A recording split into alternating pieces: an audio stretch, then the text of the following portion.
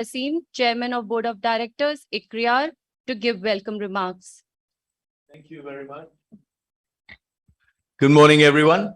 Such a pleasure to be here, and a very warm welcome and good morning, particularly to our Honorable Minister for Agriculture and Farmer Welfare. Thank you, sir, for being with us. To Vikram also over here next to me, and of course, Mr. Gulati, who leads this for ICRIER, and many distinguished guests, many distinguished speakers. It's a pleasure to be here. The purpose of the conference is quite simple: to achieve a very complex, to solve a very complex problem, to get the best price for the farmer, to help provide access to the markets, and to help reduce the risk of pricing the way it occurs in the future. These are very simple objectives, but of course, with the complexities of the markets that we have currently in India, these become extremely hard to achieve.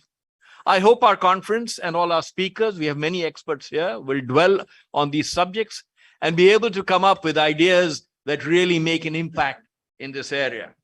The government has been working very hard to try and achieve this in a variety of different ways. I'm sure many speakers here will talk about it.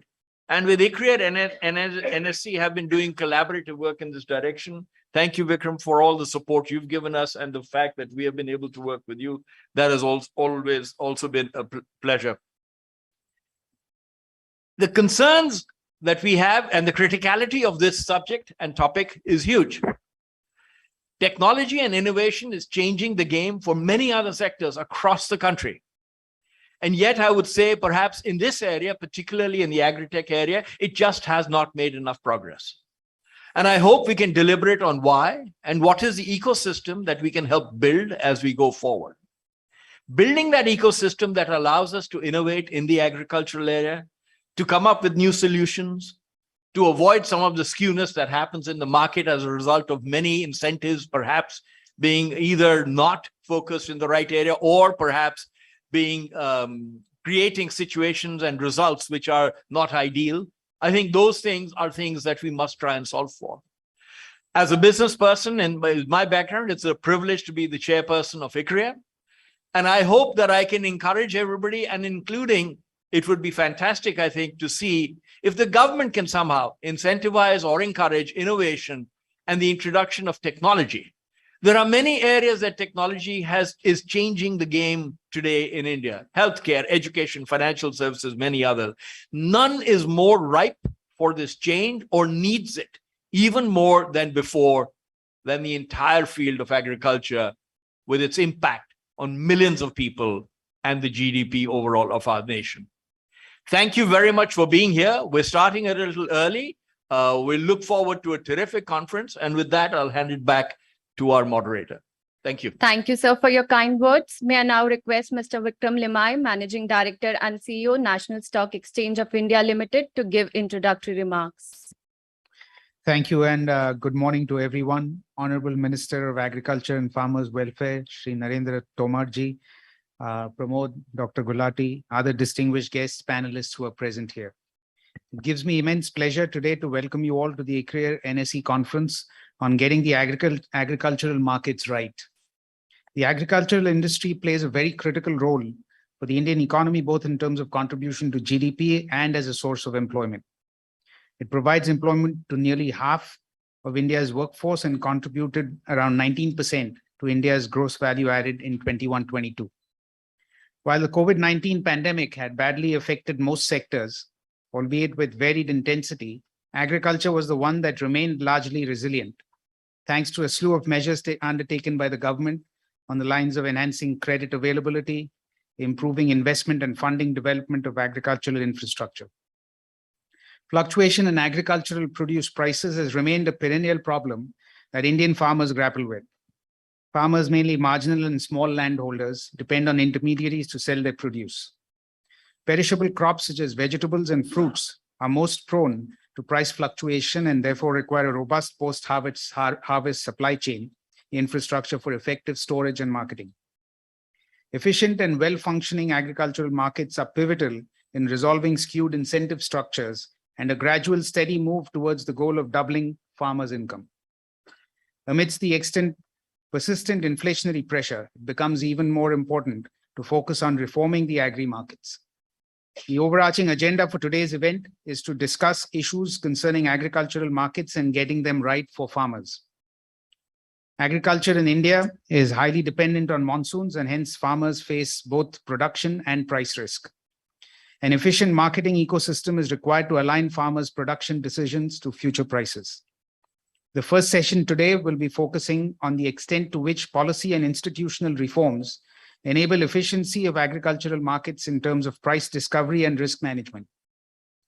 The session would also explore whether and how commodity derivatives can enable farmers, particularly smallholders, to hedge market risk and enable optimal price discovery in the spot and futures markets. In this year's budget speech, Honorable Finance Minister Srimati Nirmala Sitharamanji underlined the importance of new age technologies in improving the efficiency of agricultural operations in both pre and post-harvest space. According to a study by Ernst & Young, Indian agri-tech market is expected to grow to US 24 billion by 2025. As Pramod outlined, there's a long way to go in terms of where we are versus where we need to be. The second panel discussion today will focus on agri-tech startups and FPOs working in agricultural marketing, their experience, early impact, and direction of progress through a case study approach. I'm sure the deliberations today will provide interesting insights to reform our agri markets. Once again, on behalf of NSE, I welcome you all to this conference and thank you very much for your participation. Thank you very much, sir. I would now like to request the Honorable Minister, Shri Narendra Singh Tomar ji, to give the inaugural address.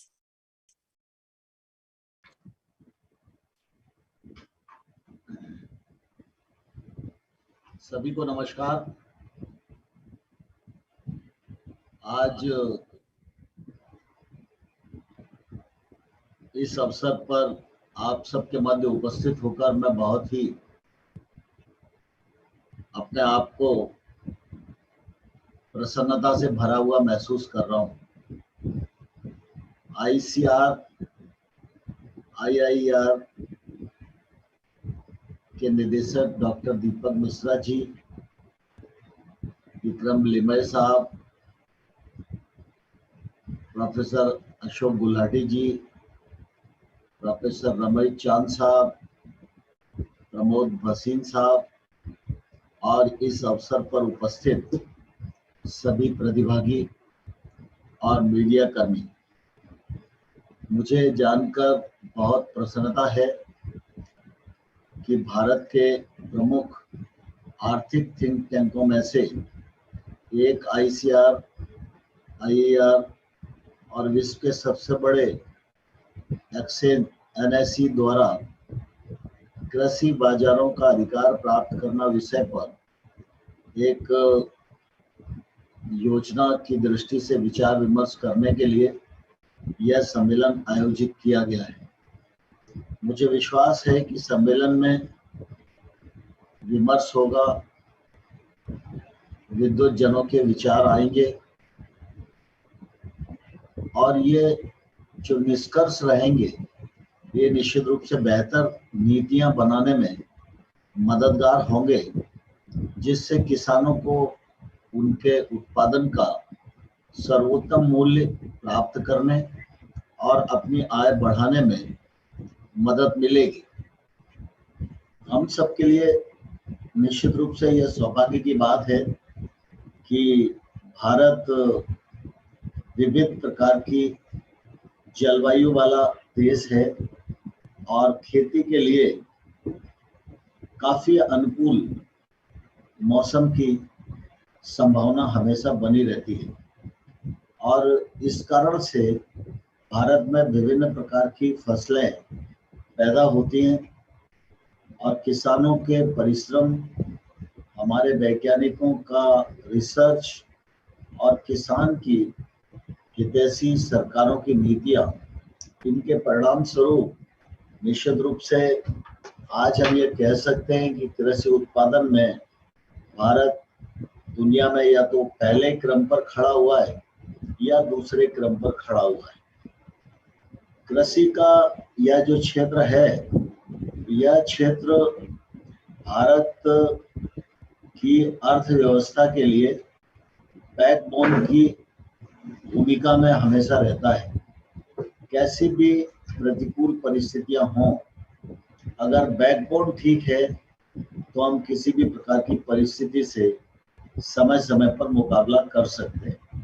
अभी हाल ही में जब Covid का संकट आया तो सारी दुनिया थम सी गई थी और मैंने बहुत करीब से उस दौरान कोविड को भी देखा और आर्थिक गतिविधियां भी देखी, और कृषि से जुड़ा रहने के कारण मुझे कृषि के क्षेत्र को भी नजदीक से देखने का अवसर मिला, के क्षेत्र को मिली है।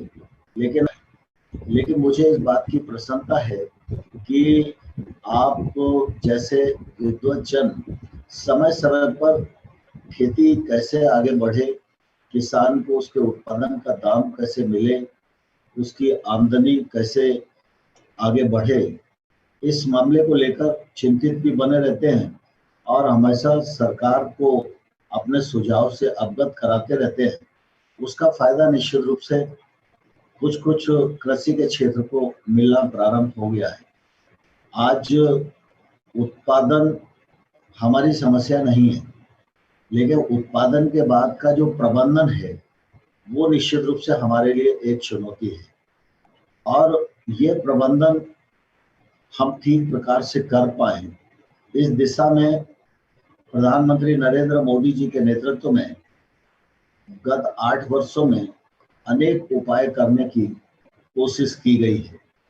जैसे मैं इनाम की बात करूं तो इनाम परियोजना के अंतर्गत देश की 21 राज्यों की लगभग 1000 मंडियों को जोड़ा गया है, और जो शेष मंडियां हैं उनको भी जोड़ने की प्रक्रिया निरंतर जारी है। इससे निश्चित रूप से बिचौलियों की समाप्ति में थोड़ा नियंत्रण आया है और किसानों को वाजिब दाम मिल पाए, और बाकी टेक्नोलॉजी का इसमें पूरा उपयोग हो पाए, इस दृष्टि से निश्चित रूप से प्रयत्न किया गया है। किसान टेक्नोलॉजी से जुड़े, इसके लिए विभिन्न योजनाएं हैं। उन योजनाओं के अंतर्गत जो लक्ष्य रहता है राज्यों का, उसके अनुसार राज्य काम करते हैं। लेकिन भारत परियोजना 10,000 FPO बनाने की, जिस पर केंद्र सरकार 6,865 करोड़ रुपया खर्च कर रही है, इसका काम प्रारंभ हो गया है।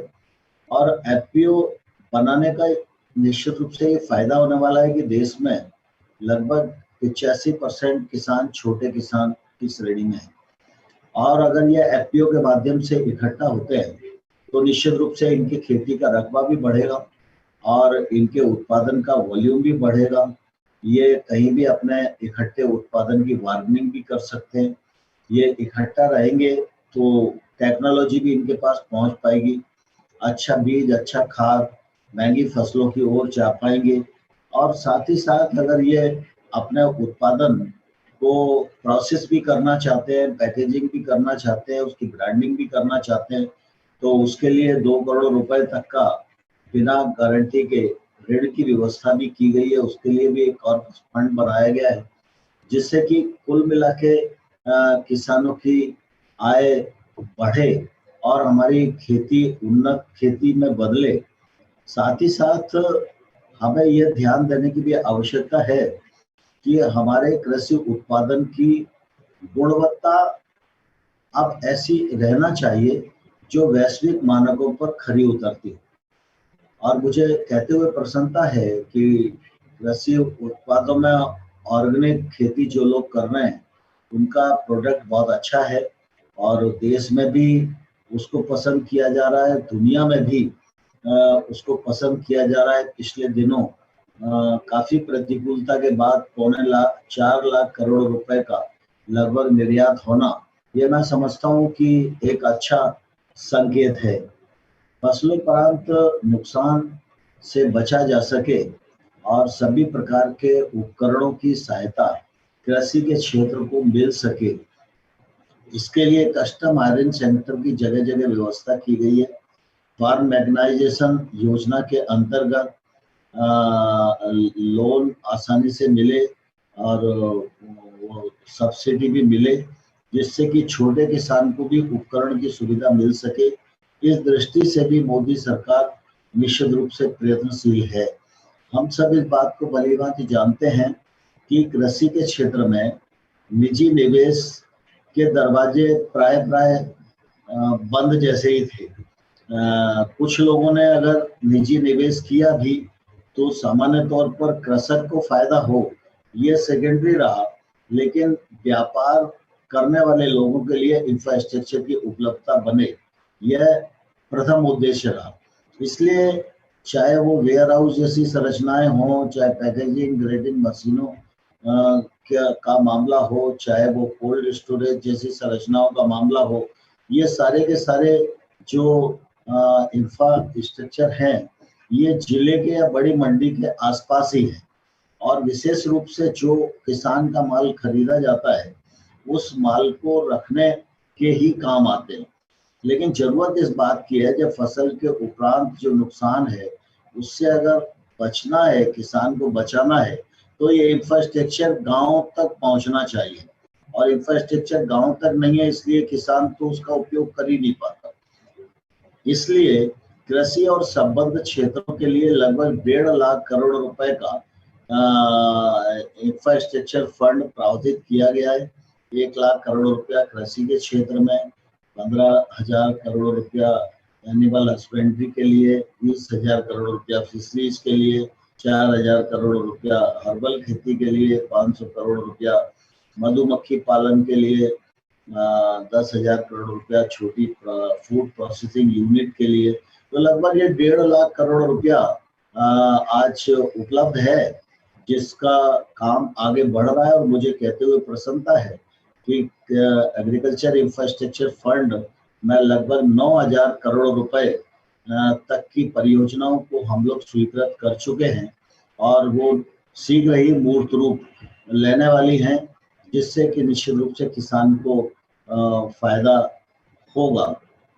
इसी दिशा में बढ़ते हुए इस बात पर भी अब बल दिया जा रहा है कि हम ऑर्गेनिक फार्मिंग की तरफ जाएं, नेचुरल फार्मिंग की तरफ जाएं, जिससे किसान की लागत भी कम हो और जो प्रोडक्ट है वो प्रोडक्ट भी स्वच्छ हो, स्वस्थ हो, जनोपयोगी हो, और विशेष रूप से जो सृष्टि की पूरकता है।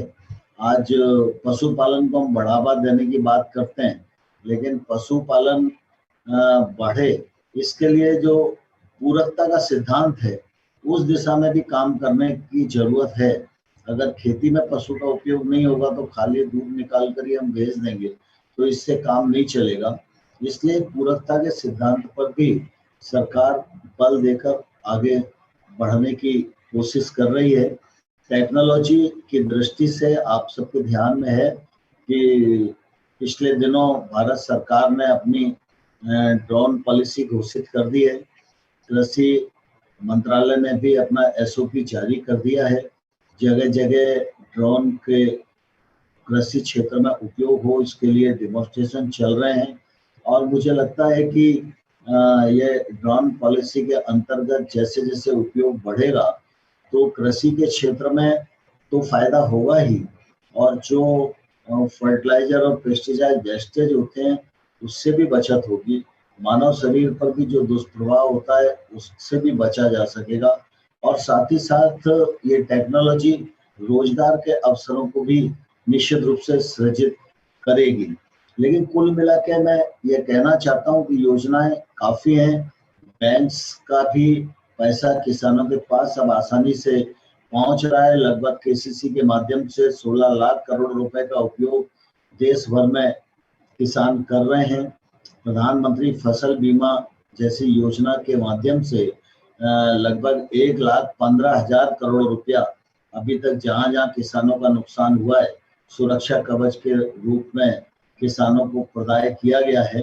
लेकिन इसके बावजूद भी किसान का उत्पादकता बढ़नी चाहिए। इसके लिए और रिसर्च की आवश्यकता है, जिसमें कृषि क्षेत्र में काम करने वाले वैज्ञानिक बहुत ही जिम्मेवारी के साथ काम कर रहे हैं।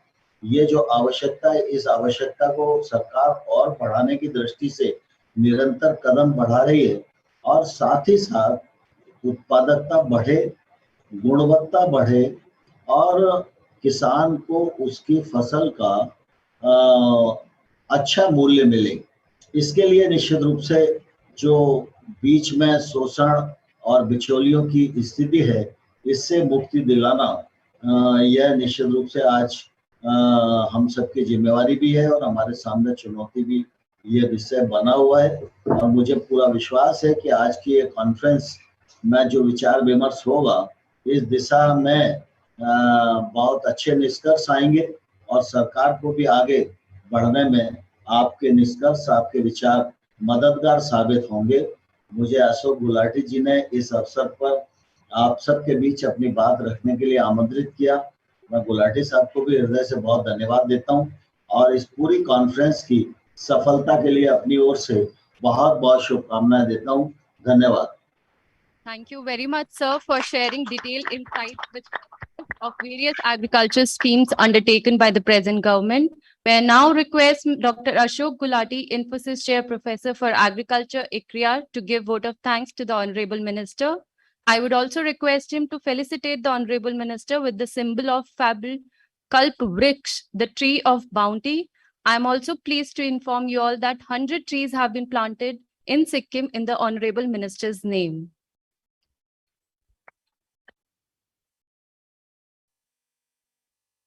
आदरणीय नरेंद्र सिंह तोमर जी, पहले तो बहुत बहुत हृदय से आपका धन्यवाद कि आपने हमें अपना बहुमूल्य जो समय दिया है। मैं जानता हूं आज आपकी कैबिनेट मीटिंग है, आपने जाना है और 5 मिनट के अंदर, लेकिन जो आपने मैसेज हमें दिया है, संदेश दिया है कि हमारा किसान इस देश की रीढ़ की हड्डी है। कोविड हुआ तो भी वो खड़ा रहा और उसने वो करके दिखाया है जो शायद दुनिया के लिए एक बहुत बड़ी मिसाल है। हमारे भंडार भरे हुए हैं, हमें खाने की वो इनसिक्योरिटी नहीं है, चिंता नहीं है कि देश में उत्पादन नहीं है। लेकिन जो थोड़ी बहुत चिंता आती है किसान के लिए कि उत्पादन करने के बाद अगर ज्यादा उत्पादन कर दे और कीमत 100 रुपए की बजाय उसकी 50 रुपए पे बिके तो वहां कष्ट होता है। आप मध्य प्रदेश में थे, मुझे वो दिन भी याद हैं जिस समय इतना ज्यादा प्याज का प्रोडक्शन हुआ कि कीमतें बिल्कुल नीचे गिरनी शुरू हो जाती हैं। तो ऐसी स्थिति में कैसा एक इकोसिस्टम क्रिएट किया जाए, उसको प्रोसेसिंग से लिंक किया जाए या उसको फ्यूचर्स के साथ लिंक किया जाए, उसकी वेयर हाउस रिसीट सिस्टम किया जाए, उसका ई-नैम किया जाए।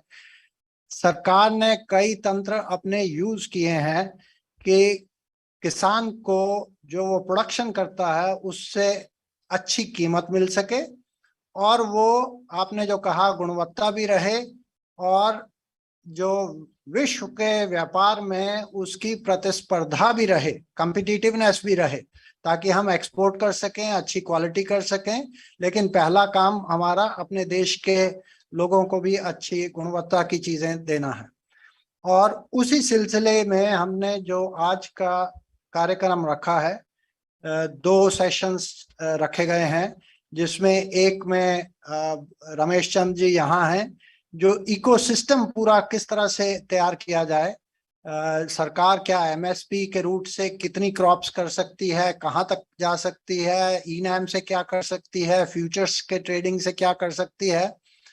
और मुझे थोड़ा सा जो कहना है कि जो रिस्क मैनेजमेंट की स्ट्रेटजी है वो अभी पूरी तरह से दुरुस्त देश में नहीं है।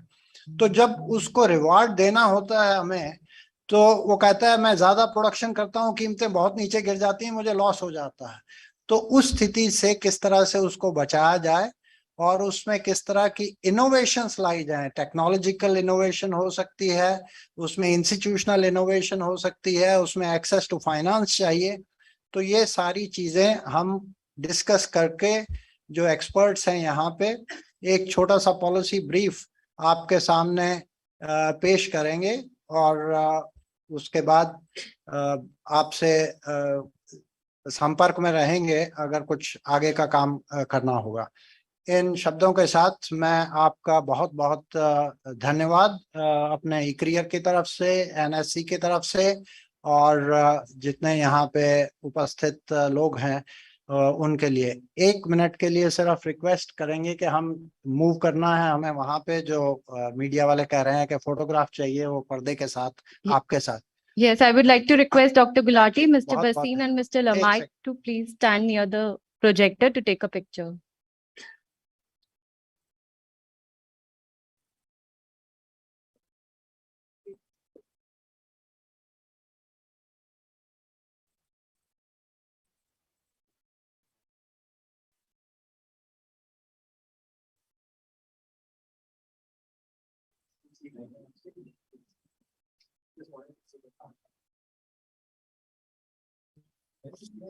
This is the cult Rich, the tree of bounty.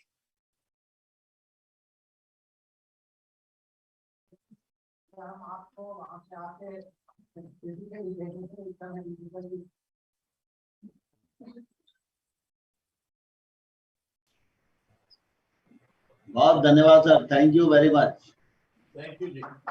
Thank you very much, sir, for your time.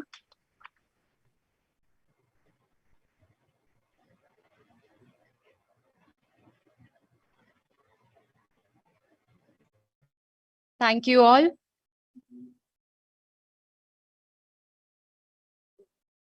Well-functioning agriculture markets are critical for farmers to ensure better prices for the produce across space and time and minimize price risk. With this, we'll now move to our first session on creating an ecosystem for getting markets right for optimal price discovery and risk management. We'll take a moment here to invite the panel on the dais. Rest, please remain seated.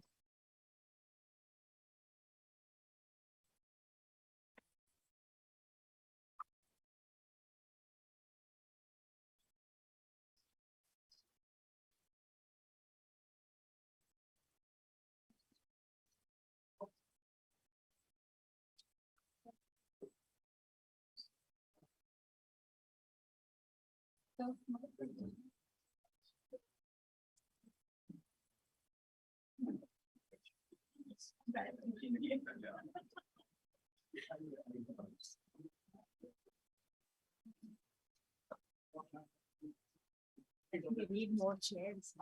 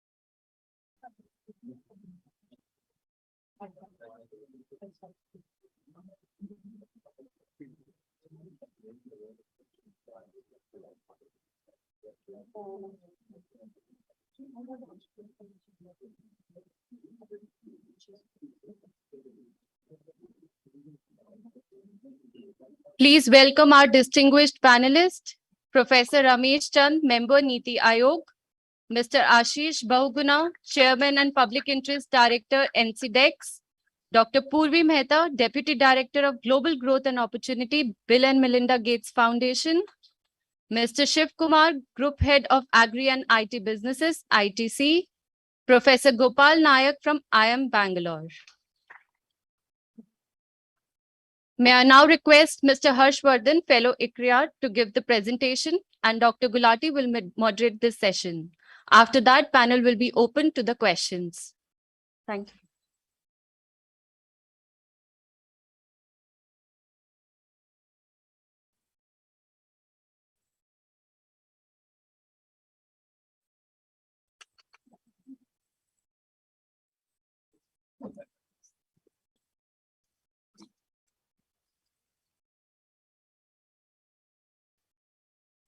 Good morning, everyone.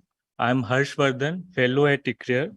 And before we begin the begin the panel discussion, I'm going to present few slides on our ongoing project on getting agricultural markets right. First, I'll discuss the objectives and background of the study. Then I'll share some results from our ongoing study on the agricultural marketing situation in India, and the role of agricultural derivatives market, and finally, the way forward. The objective of our conference is to find an ecosystem that enables the farmer three things: to get optimum price possible for their produce, to do the best price discovery across space and time, and to minimize price risk. To achieve these objectives, government has undertaken different measures. The first is minimum support price, which they announced for 23 commodities. But the issue is how many commodities they can cover, and what are the cost and what are the implications for other markets. The second is ENAM, which aims to integrate agriculture market spatially, and the futures market, which aims to integrate the agriculture markets temporally, and warehouse receipt system to ensure above both physical as well as digital infrastructure is required.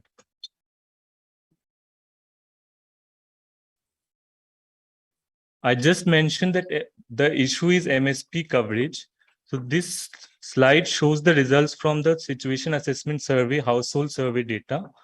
So it shows that only 8% of the total crop and livestock value, that includes sugarcane, is sold under MSP. If we exclude sugarcane, the value remains only 6.4%. 33.3% of households producing paddy is aware of MSP, but only 8.3% of them sold to government agencies. 30.1% of wheat producing households are aware of MSP, but only 4.9% of them sold to government agencies.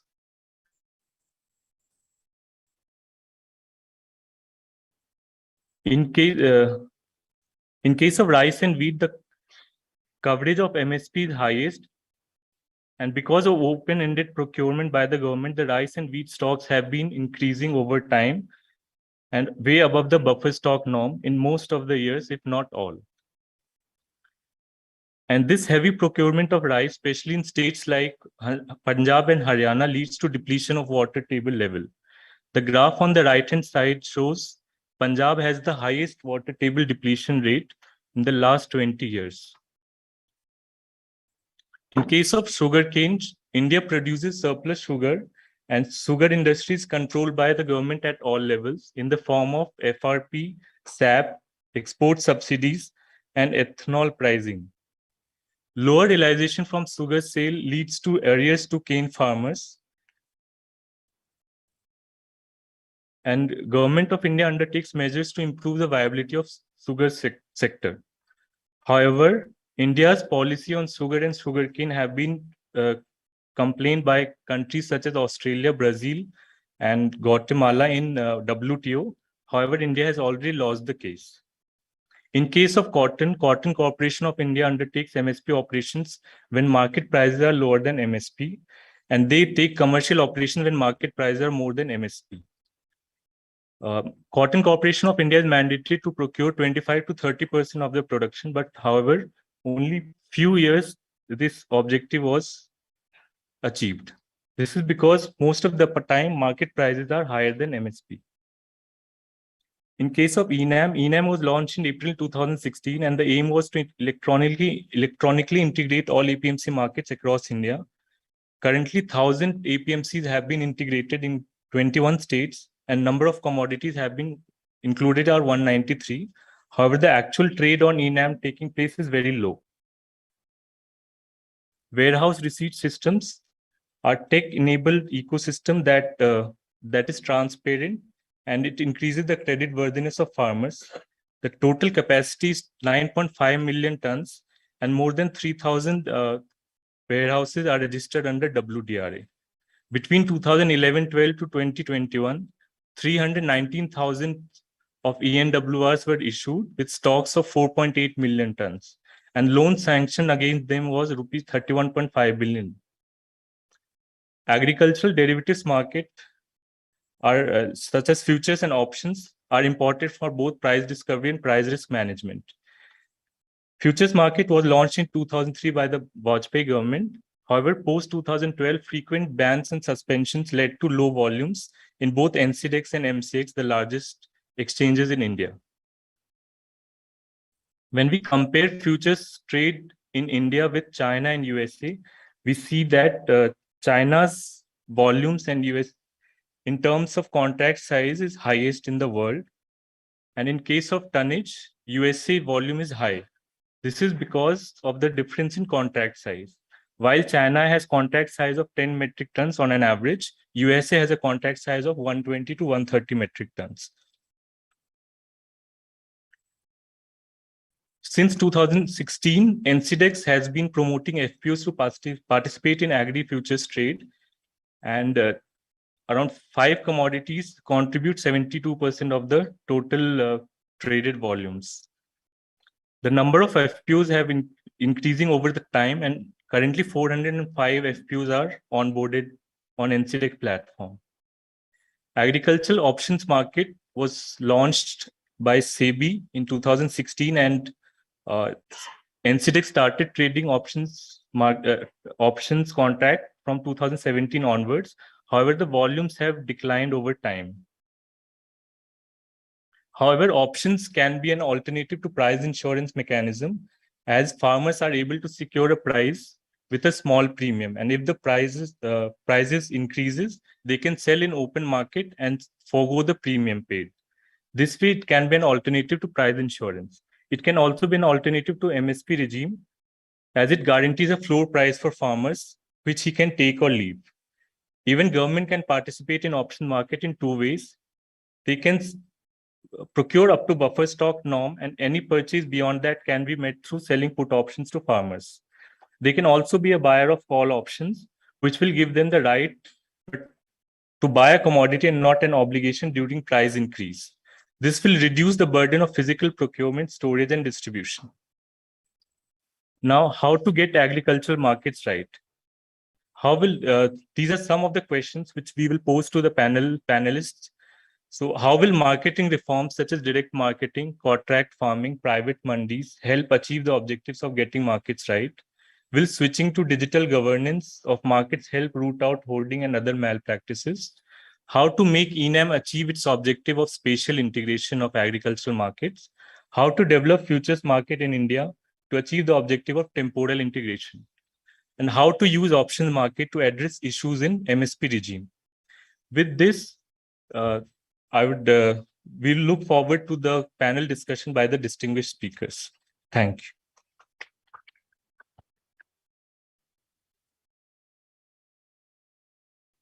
Thank you very much, Harsh, for this backdrop presentation. And I have the job of moderating this discussion, and we have respectable time. We have started a little early, so we have 1 full hour for this. What I plan to do is have 2 rounds with the experts on the dais here. And I'll request in the first round, you can give their opening remarks, and I have some specific questions. I'll start with the government representative in a way, but his backdrop is very much academic, so hopefully he'll be open enough. Dr. Ramesh Chand, everybody knows. I'll start with him, then go to Ashish ji. Ashish ji has a background of being the agriculture secretary, but nowadays the chairman of the board of directors of NCDEX and related issues onto that. And the private business person, Shiv Kumar, who represents one of the largest agri business in the country, how he views this. And we have someone who can hopefully collect farmers, producer organizations. And she has been working a lot in India. And now with a global responsibility, whether the Indian model of FPOs and FPCs and onboarding them onto some of the new avenues of marketing, that is the purpose.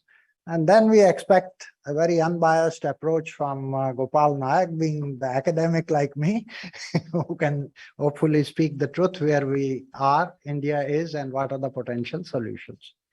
So my first submission and question to Dr. Ramesh Chand. We have seen whatever had happened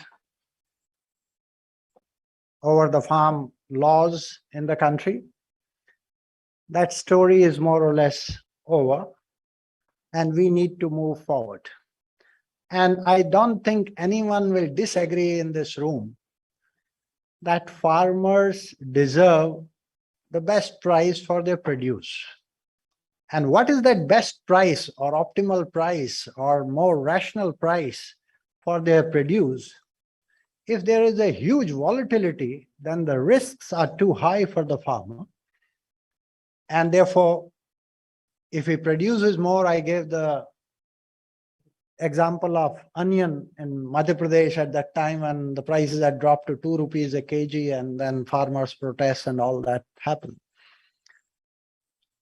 When you talk to the farmers who were on the protest and all those things, they will say, some of them at least, some others say open the markets, but some say everything the government should procure. And some states have gone ahead in announcing even MSP for bananas and carrots and gobi and, all these types of commodities. How far? So my question to Dr. Ramesh Chand is, please educate us. What is government thinking? How far the MSP regime can go in this direction? What is the cost of it? And as we saw in the slide, the situation assessment survey says that the MSP has benefited basically 8% of the total agriculture value of the produced crops plus livestock. So how far can we go in that direction? And in the second round, I'll come back, which is the more ticklish question, and that is whether options can in a way substitute, or your another idea of giving some sort of income insurance to the farmers, both taking care of production risk as well as market risk, the US model in a smallholder economy. Can we do that? Over to you, sir. Thank you, Dr. Gulati. First of all, I want to commend your effort to organize this debate today, because after withdrawal of 3 farm laws, you find that there is a sort of silence, rather despondence in the country, as if we have a full stop in case of reform, and now they are not going to come. I feel that thinking is very, very dangerous for agriculture, for country, for economy, and also for the farmers. If we have to make progress, reforms have to be there. So first of all, I think after withdrawal of those farm laws, this is the first kind of debate which I see is organized. So congratulations to you. The answer to some of the question require a lot of, I will say, background setting, etc. But that time is not there. So if I say certain things in a state way, don't mind that I have just sent it in a very crude and rude ways. That is just for sake of time. Dr. Gulati, you and I both have been working in this area, and even after these laws were withdrawn during the farm laws, I also have a lot of debate with the farmer leaders, though I'm part of the government, but they were regularly visiting my residence and we were discussing these things. One argument which they always made was based on the strong evidence from your research that Indian farmer is net taxed. So this narrative that Indian farmer is net taxed has always been used against reform in agriculture. So they will tell me, what is the MSP you are giving when we are net taxed? You just see throughout this argument was made. Even today, a seminar by Kisan Chamber is going on. I have to go there. Sompal Shastri has made a special request to me. And he is the person who forcefully argued that when Indian farmer is net taxed, you should not talk of rationalizing subsidy. You should not talk of that you are giving MSP, which is more than what will be the open market price. I think after 18, the situation has changed. Whatever search you have done up to 18, I do not want to go into that. It's a possibility that Indian farmer was net taxed up to 18. And ICRIER and OECD did a study, historically also you showed, up to 18. But after 18, with change in formula for MSP, prices of most of the commodities have turned higher than what are international prices. Sugarcane prices in India are 30 to 40% higher than international prices. Wheat prices, except this year, have remained 10 to 15% higher. Rice price has remained, paddy prices marginally higher. So these are the major commodities where the prices in India, MSP, has ruled higher than what was the international price. And then we are also giving hidden and apparent subsidies, which you also know are not what we are reporting to WTO, 6% or 7%. They go beyond 10% if we fully reckon them. So if that is the case, then Indian farmer cannot be net taxed. And when we set this narrative right, that this is the situation, then I think we can do many things. That yes, he's not net taxed, but we want to maximize his income further. We don't want him to be content with this. We want that he just his prosperity improves, his income improves. So I think for this, if you accept onus lies on you to revisit whether this is true. In fact, Sachin Sharma did some study of WTO. His conclusions are different than that. But younger searcher, if you say something that has different meaning and weight in this country than if any other researcher is saying this thing. So I am not saying that what is right, but please revisit. That will set the narrative right, and that will create good ground for government to bring reform agenda. Now, how far can we go in the MSP business? Yeah, I'm coming to that. Now, coming to this MSP business, in some cases, MSP is justified because when there is a market failure and when you find that there is so much volatility in prices, so MSP is justified, it is needed. It's not that it is not needed. And it is also justified in case of glut that you need to have some sort of threshold kind of thing for MSP. I feel what matter in case of MSP is how we give MSP. If you give MSP through procurement, certainly it is distortionary. It involves huge cost. Again, latest calculation is that to give 100 rupee to farmer in the form of MSP, you need to incur 35 rupees. So 35% goes as a cost of giving MSP. That is the latest statistics. I also published that somewhere. Earlier it was 40%. Now it has reduced a little bit. So that is the kind of cost involved. But if we give MSP, the way China is giving MSP, the way USA is giving MSP, that you give it through other means. And the best other mean is deficiency price payment. In fact, Madhya Pradesh did it. Again, some of the researchers, they came out with that, but Madhya Pradesh has done is disastrous. And Madhya Pradesh was so much discouraged. The reform-minded chief minister was so much discouraged. So he discussed with me that we implemented your idea and you are not defending us. Even finance minister is not giving us money, whatever cost we incurred on deficiency price payment. So we are leaving it. I think it is not that deficiency, and that set the narrative against deficiency price payment. It is now that Haryana is pursuing it in many crops that interest is re-emerging in a deficiency price payment.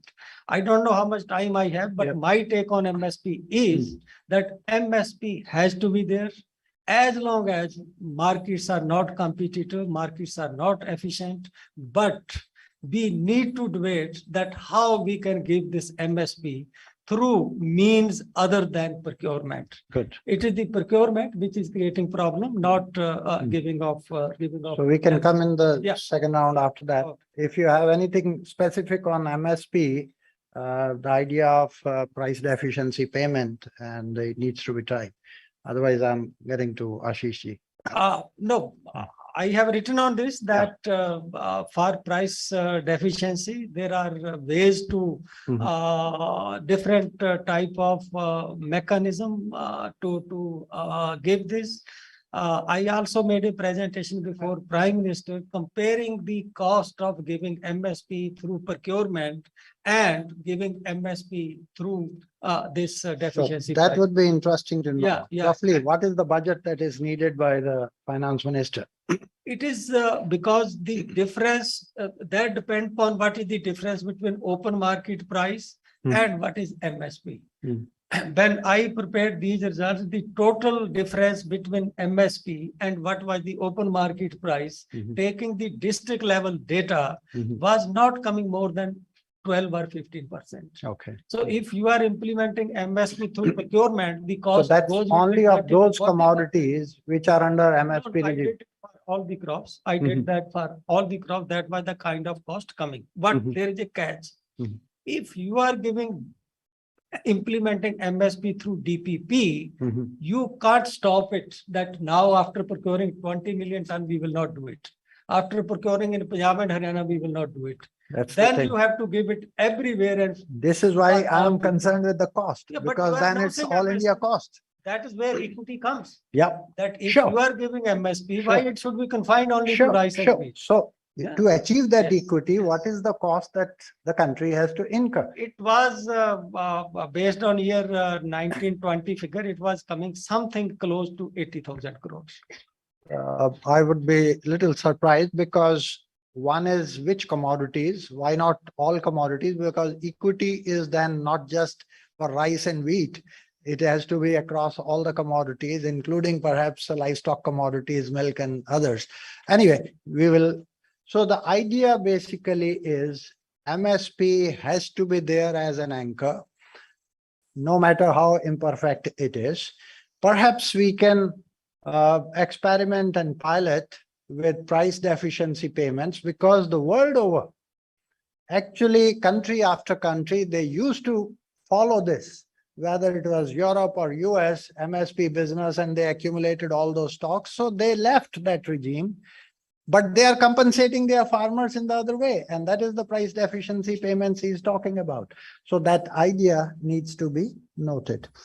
Ashish ji, you have been in the government, faced all these things, and now you are also looking at the futures, particularly. You know, I remember during Vajpayee period, when this futures was introduced, because prices after the Asian crisis had fallen, and there was a real tough challenge, and they said we should open up the markets in the best possible way. And after 2003, our graph went up. And you would see like China and India both going up. But after about 11, 12, I think our graph has been consistently falling, whereas China is zooming. So where did we go wrong? And you having been a part of the government, why our farmer is still looking what the prices were yesterday of tomatoes, and then he plants and everybody goes in that. If yesterday's price was good, and then it creates a glut and then the prices go down the bus. What are the answers and what are the challenges? Thank you, Professor Gulati. Government generally is in the habit of talking the talk and not walking the walk. So that's the short and snappy answer to your question. But let me try and elaborate. First of all, the futures topic, the subject of futures in the government of India is not managed by the Ministry of Agriculture. So the interests of the farmers come into it only obliquely. It is the interest of consumers that is paramount, right? It is the Department of Consumer Affairs which is handling futures market, and of course, DA gets into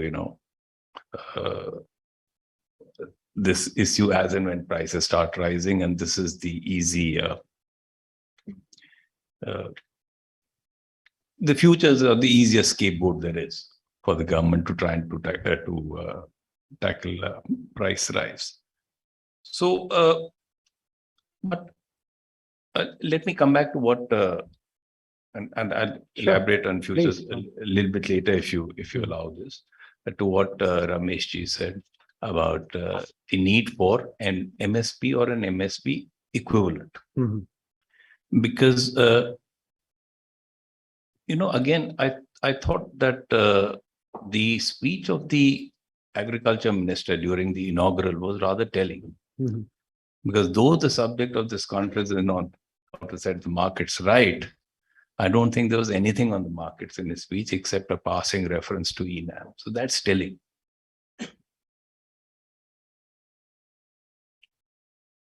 And I think we should kind of, try and recognize the signals coming from government. And when I say that government doesn't talk the talk, you said it's the end of story for the farm laws. There wasn't a story to begin with. Sorry, I mean, it's a bit harsh, but there wasn't ever a story to begin with, because at the slightest sign of trouble, it was the government which, without withdrawing the farm laws, actually contravened the ideology or the idea behind the farm law, especially in regard to storage of essential commodities when they imposed stock limits and so on and so forth. So who are we trying to fool? You see? And when Ramesh ji says that, yes, there needs to be an instrument. I don't think MSP is the right instrument, but there needs to be an instrument to ensure the best possible prices for the farmers, or let me say optimal prices for the farmers. I mean, I would think whether MSP is the right instrument to go about it. Our idea, at least, and especially when we talk such a lot about minimum government and maximum governance, is to reduce the imperfections in the market, not to introduce more imperfections in the market and then try to, address those imperfections by providing more money. That's not how to go about it. So what are the issues, or what are the features in the ecosystem which are actually depressing prices, which are not allowing farmers to reap the best prices? When government is not consistent, whether it's on trade policy, whether it's on stocking policy, whether it's even on the farm bill, I mean, what are the signals we are giving? And I'm sorry, Ramesh Chandji, I do not agree with you about this 15 to 20% difference between the differential price system between the prevailing price and the MSP, because what you have taken into account is the prevailing mandi price.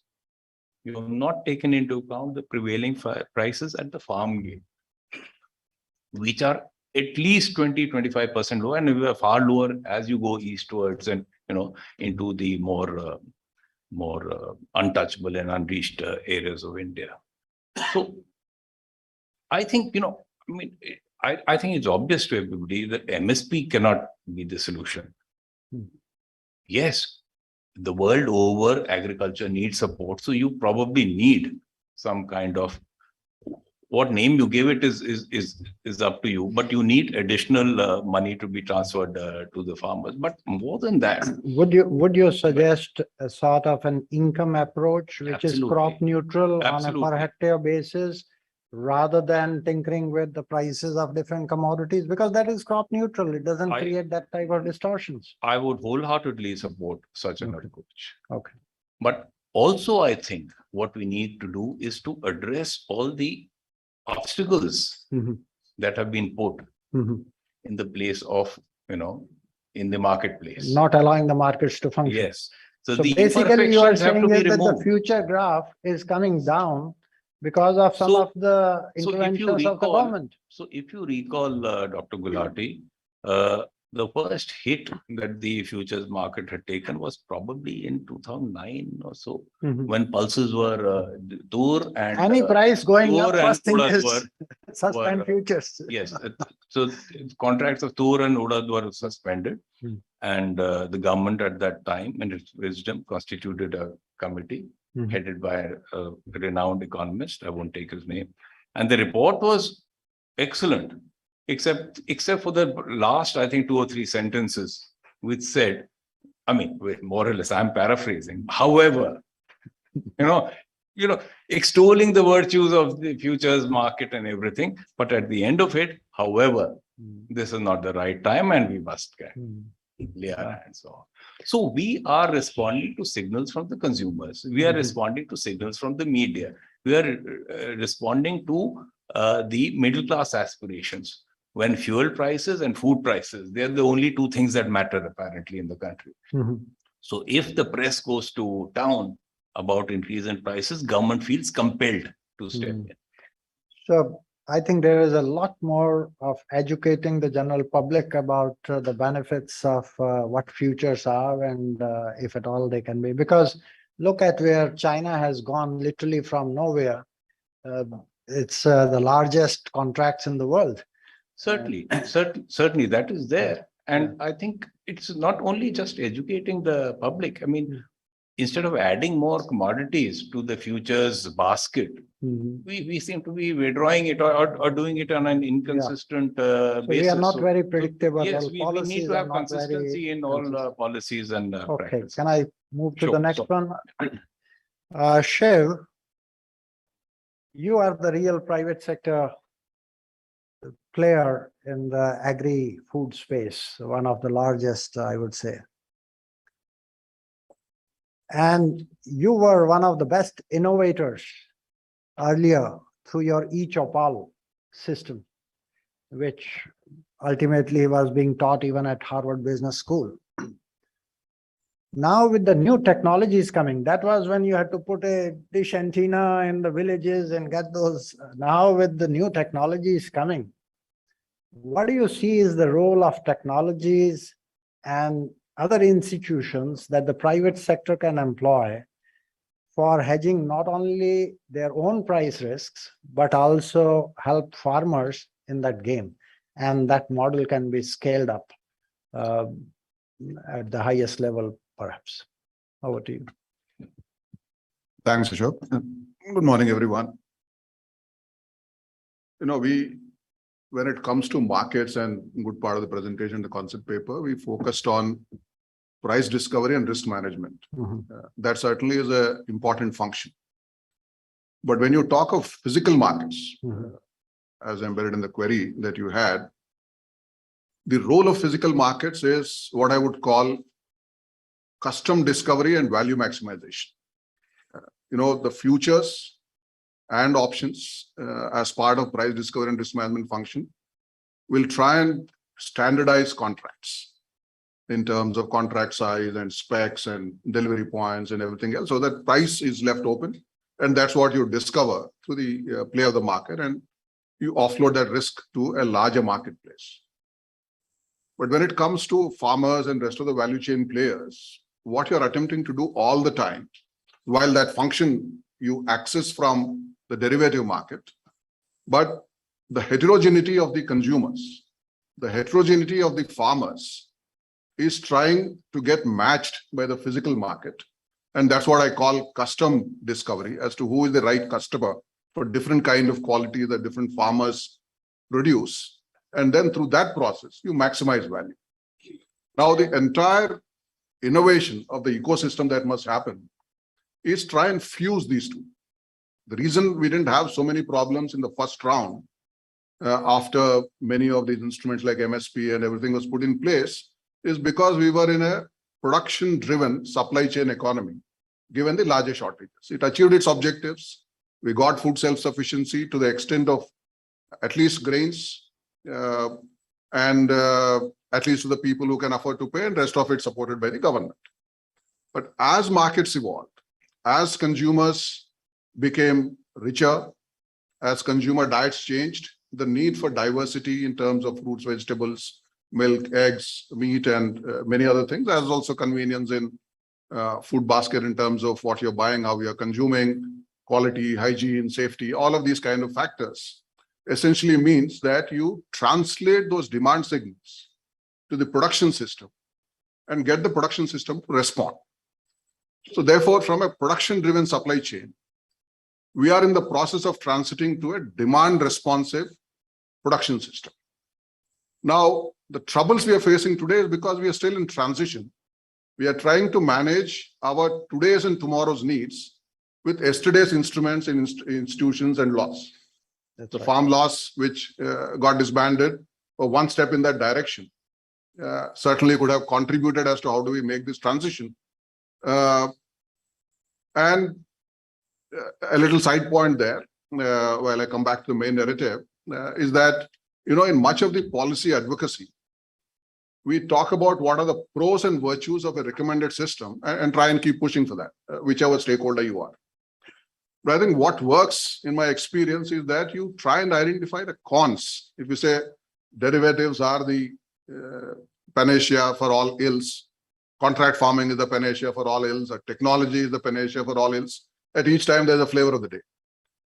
Any policy advocate must think of what are the cons of what is being recommended and how to deal with them. And then you are likely to have a more resilient and more robust policy that will take shape. I think that's what happened in case of derivative markets. It's seen as an ideal solution for everything. And consequently, we had the stops and starts rather than saying if there are very clear cons of financialization of commodity markets, what are the implications for the farmers? What are the implications for the consumers? What are the implications when the market doesn't have depth? What are the role of speculators? What are the role of hedgers? Many things are there. And how do you really deal with those cons built into the, whether it is in the surveillance system, whether it is in the management, or whether it is in the policy, then you are in a position to actually have a more continuous and calibrated progress. I think that's what missed in case of farm laws and similarly every other piece that we talked about. I mean, coming back into the narrative of where technology can play a role is that in trying to create that demand responsive production system. And then how do you translate those signals back to the farmer so that what is in demand is what is produced and not an unlimited expectation of the demand, which is one of the limitations of the MSP also. And today's technology, for example, if you refer to ITC eChopal and we moved on to what is now called the ITC Mars super app as an integral part of ITC eChopal, which is in the current scale-up stage. It'll take 2-3 years to get to pan-India level, is to become a solution integrator of a host of agri-tech solutions that are there. There are some which are talking about real-time monitoring of crops and supporting the farmer in production. There's some on quality assaying, some on linking aggregation of farmers' produce into whether it is a derivative market and so on. But each of these are point solutions and can deal with one part of the farmer's problem. And farmers, it doesn't translate into more money in the hands of the farmer. So you need multiple solution integrators, and that's the role ITC Mars is playing by co-opting many of these kind of startups, creating a physical ecosystem in the form of FPOs on the ground, and then get those demand signals, response from the farmer to produce, and where derivative markets become more evolved and we are able to offload our risk, we will be in a position to assure a price pre-planting like a forward price with options embedded, which are very common in many other OTC contracts in the financial sector. That is what is relevant in a physical market where custom discovery and value maximization has to happen. We don't need to get disheartened that farmers are not directly participating in the derivative market. It will happen to some extent, but the large part of farmer in the physical market transaction would require an embedded option into that contract that at the time of my planting, I am assured of at least this price, same as the instrument MSP, but offered by this kind of a system. And there are many traditional systems. I kind of got my foundation commodities in Gujarat. We used to have a system called Jangad system, which is exactly the same thing, that the farmers assured of a price, and if the market goes up, you'll get the higher price. Market goes down, you get identical situation MSP. And that's what options can do when that market evolves by embedding into this. I think that's the kind of a role that technology can play, both in terms of point solutions and many agri-techs which are there, as also the solution integrator like ITC Mass is playing to make the markets more demand responsive. Right. And the limitation of MSP that it is not demand responsive at a micro level. It was demand responsive at a macro level in a food shortage situation. So I think that's a kind of an opportunity that we'll have. So we literally get it that the policy ecosystem at present is still living with the past legacy of shortages and of a few commodities to ensure food security, and this open-ended procurement system. And that I'll come back in the second round to, Dr. Ramesh on this, whether we can create a more demand-driven system and the other commodities that have come up, especially looking at the horticulture side and animal husbandry side. The size of that is growing at 3 times faster than the cereal group. And this is where the nutrition lies. And looking at that issue and creating a demand-driven system, how do we put farmers into this? 10,000 farmer producer organizations, maybe we'll need 1 lakh or 10 lakhs farmer producer organizations, that there is some institutional mechanism where the emerging demand pattern is communicated back to the farmers. Now, one was sort of a contract farming you can do, or bring some sort of a forward pricing that at which they can sell. What are the other instruments or any other global experiences that you have come across? You have been working with some FPOs in Bihar and Odisha and all that. So what is your take on that? FPOs and a demand-driven system can give them a better pricing and lower risk. Thank you, Professor Gulati. I think whatever is the demand and what is the system demanding, right? There are 3 key issues that any market system demands, or any production system demands. Number 1 is reduced transaction cost across all actors in the market. Number 2 is better cash flow for the farmer. Ultimately, it lands up there, right? The cash flow, which is timely and also transparent. And the third one, of course, is the farmer or the system's ability to absorb shock, whether it is the production shock or whether it is market shocks, or sometimes it can be, as Ashish was saying, sometimes it can be policy shocks. And so, basically any system or any mechanism or any way of operating that can help with these 3 things is something that's going to be very important. I think we often make a mistake of trying to look for one solution. right? Is FPO the solution to answering all of these questions? Is futures the question, the answer? The derivatives is the answer? We look for one solution. I think we should not. What is important is to look for different solutions coexisting together, and the interoperability between those solutions, and sort of serving it as a package, like what Shiv also mentioned. So I think fundamentally, if we are, whatever technologies or areas that can help with these three things is going to be very important. FPO, I don't see FPO as a silver bullet. I absolutely don't see FPO as a silver bullet, especially not in our kind of country where, we are talking about an extremely large types of farmers. We are talking about a very large number of commodities, all of them equally important and with equal market potentials. And so it is not. But aggregation, of course, as we all know, aggregation does bring a lot of advantages, both from an, a large number of input advantages and output advantages. So FPO, I think, is a great idea, but FPO should not be seen as the only solution. From an industry perspective, I see FPO as a joint venture, and I also see FPOs in India as startups. Right, it is actually a combination of these two. If one sees the present FPOs, at least 60-65% of the present FPOs are less than 2.5 years old, which means they're all very, very new. They are all in very, very establishing stage. We hardly have about 8 to 9% FPOs in this country, which are over 8 years old. And therefore, I think it's going to be very, very important to see not just ending at the formation of FPO and sort of churning those numbers, because when we look at the numbers are very, very less.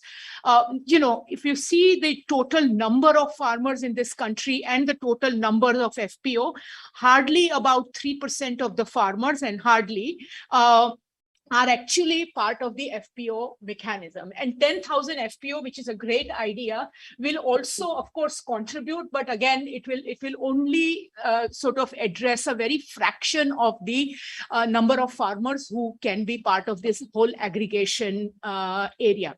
So I think the minister mentioned the 6,800 crores, I think, that has been allocated for FPO. How do we leverage upon that? I don't think that should be that should be just to benefit the members of the 10,000 FPO. These FPOs, how can we use them to play that catalytic role in the farming organization, in the setup, is going to be very, very important. And therefore, I think some very fundamental questions that the FPOs are right now facing. Listen, I'm being very frank here, right? If one keeps funding an FPO and if the FPO keeps doing well, I think it's not a very big deal. If the FPO becomes self-sustained and becomes truly like a business unit, that is what is important, right? And so we've had lots of funding mechanisms in this country. A lot of people see FPO as one step above SHG movement, for example, which was predominantly a social movement, right? A very pure commercial angle to farmer organization is going to be very, very important, and a very pure sort of market orientedness is going to be very, very important, right? And so I think how do we use these FPOs as, say, for example, working capital is a huge problem for FPOs, for example, right? Today, most of the FPOs, about 70% of them, are actually for working capital getting loans from NBFC. How is it different from an individual farmer, for example, right? In many ways, they also often get it at 15% or higher. So how do we help with some of those things is going to be very, very important. I pose this as a question, and Professor Chand, I know you have been very supportive of some of these things in sort of making this very, very practical and implementable. How about sort of getting private equity investments into FPOs? Treat them as business and let FPO be the B2B type mechanism and not just a farmer to business type mechanism. I think in the next session, we have one group, Sayadri, Yeah, which is also into. that would be. in this So it would be area. really interesting to So hear they from can that. give And us a my flavor last on that. point on Yeah, FPO and yeah. the mechanism is Mm. most of the FPOs in the country are actually single commodity FPOs. We know that the farmers depend on multiple commodities, and we know that multiple commodity is a very good risk management strategy, both for the farmers, for the FPO members, and also for the market. Right. And so how do we promote that? So I think there are Thank you. ways and mechanisms to On that. do that. So Well, that's great. They should be able to absorb shocks and not continuously dependent on the subsidies coming from the government. That is what reminds me, demand-driven FPOs versus supply push FPOs, just to create a target of 1,000 or 10,000 or 20,000. Some support is needed, but unless there is some purpose business demand that is coming in, and that we'll have some example of that. I do want to save some time for the second quick round rapid fire, but before that, Gopal, you had a visit even to Dalian, if you remember, long back in China and where China is moving. This is a smallholder question. And I have visited a number of countries in this context, how best they can do. And I found one of the Indonesian examples as very good. Exactly, small clusters of farmers linked to the business, so B2B transactions. And the study that we did, it showed 30% better pricing, provided they adhere to the new grading norms and specifications and all that. So there is an improvement in the quality part that the Honorable Minister was talking about. So we have to create this institutional system.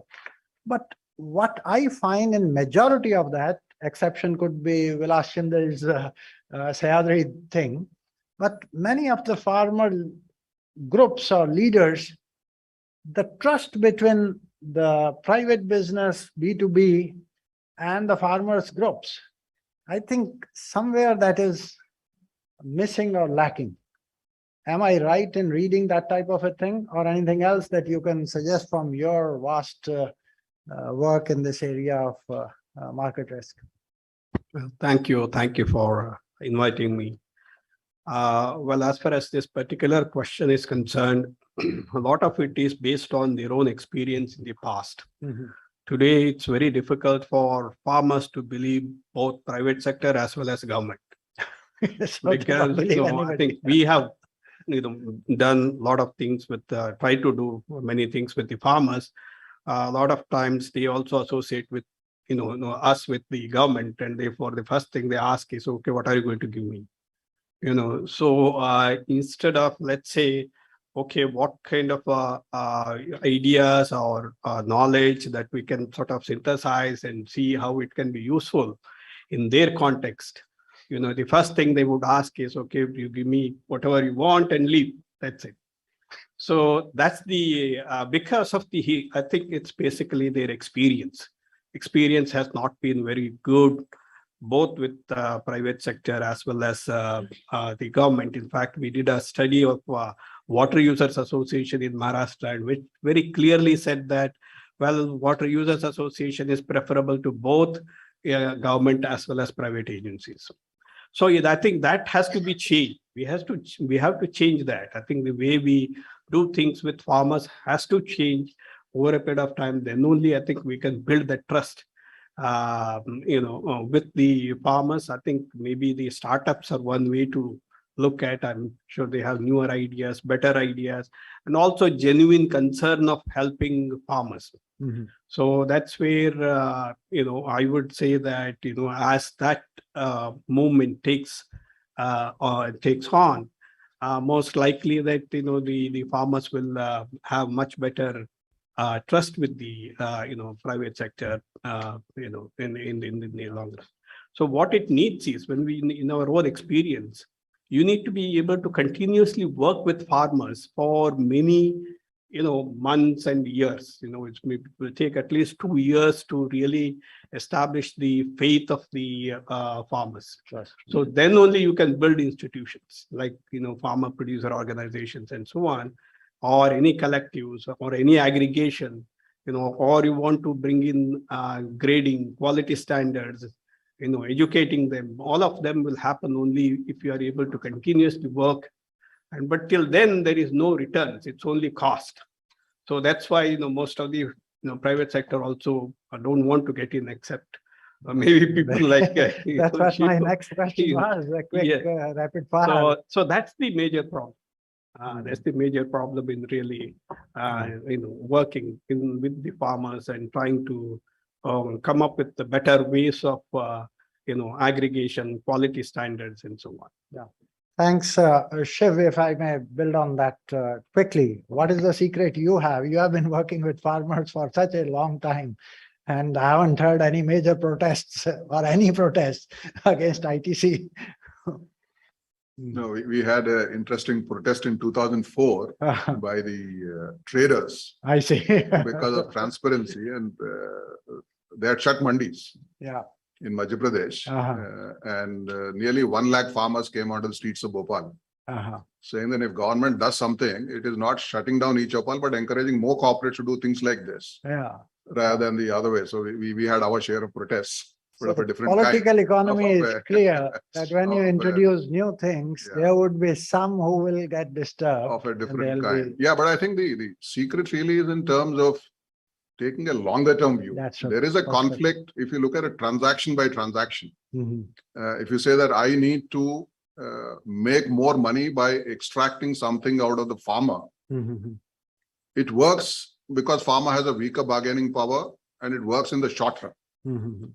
But if you have a longer term business engagement, how do you create a win-win? And then say that, okay, I have, like, if you build a factory, you don't expect to make profit in the year one. There is a 5-year plan, 7-year plan. Very similarly, in engagement with the farmers, whatever investments you're making, very similarly, you have a plan. And once that investment gets cleared, then you are not asked questions on a day-to-day basis. Okay, how much money have you made this quarter on this engagement? So it's as per that timeline. At the end of 5 years, we'll ask. I think that is the distinction in terms of where you're making a capital investment versus where you're making a revenue transaction with the farm. Thanks a lot. And now to Rameshji, because he has a much bigger ecosystem task how to create. And this is very clear that it's not one thing, either FPOs or futures or this or that. It's a whole menu and a canvas that has to be, it's a puzzle. But as you look forward 10 years, on the marketing side, we talk about a great success on the production side. But the marketing side in the policy game in the next 5 years, 10 years, where do we see some marginal correction, some going forward, some being compressed? So which are the better models and what sort of a puzzle and kaleidoscope we are likely to have? And on your PSC, we will definitely take up state versus, Bihar can be very different compared to Punjab. So the spatial analysis of that can be done. Actually, I think the kind of shape that markets will take, to my mind, that will be decided by what you and Ashishji mentioned, demand-driven factors. It is already visible. If you look at the share of the crops where government intervention is not there, that is rising. The fastest growing sector of agriculture is that where there is minimum intervention by government. I've given a graph in the report of no less than Finance Commission report, intervention by government and growth rate of the subsectors. The highest growth rate is in fishery sector, 10% last 8 years.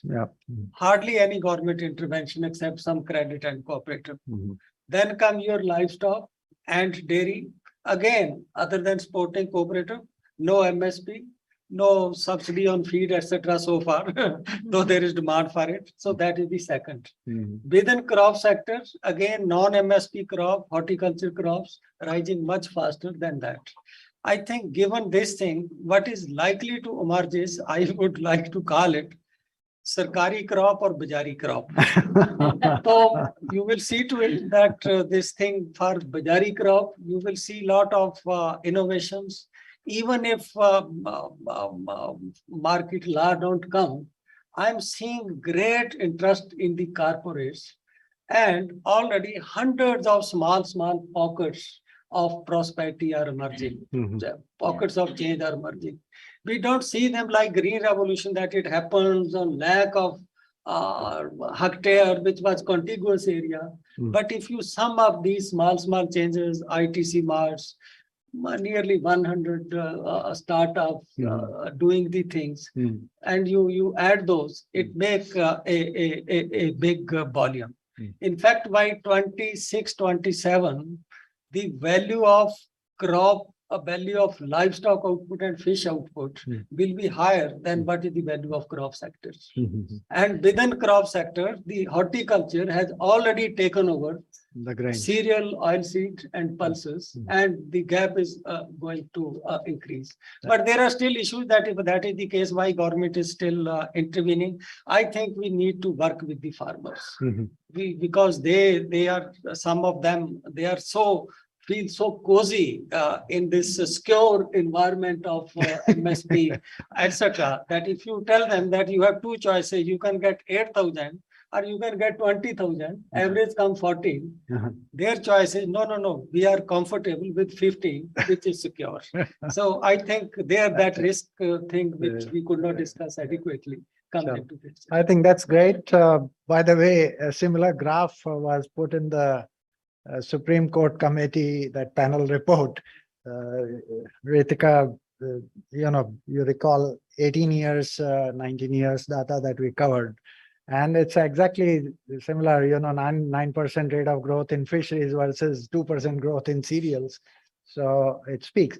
What does all mean is that no matter how imperfect the markets are, they are giving a signal at present, and the farmers are responding because those commodities are growing much faster, which are Bajari rather than Sarkari.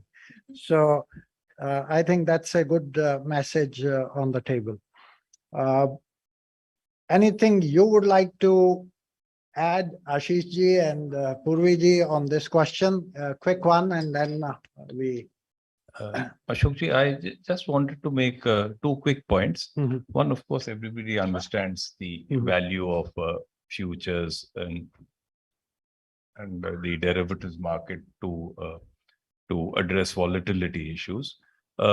We have, I'm not very sure whether there's any participation from the Ministry of Agriculture, but Professor Ramesh Chandra is with us. We have, on behalf of NCDEX, given a proposal to the Ministry of Agriculture for inclusion of put options as a price risk insurance scheme. And I think that has a lot of advantages that would probably create the least distortions in the market. And this has been hanging fire for some time. So if you agree, we'll probably pass on a copy of that scheme to you with the request to take it forward if you think it is of any value. The other is, and which I think lots of us lose sight of when we address this issue of the forwards markets, is the role it places on improvement of quality by placing premium on quality.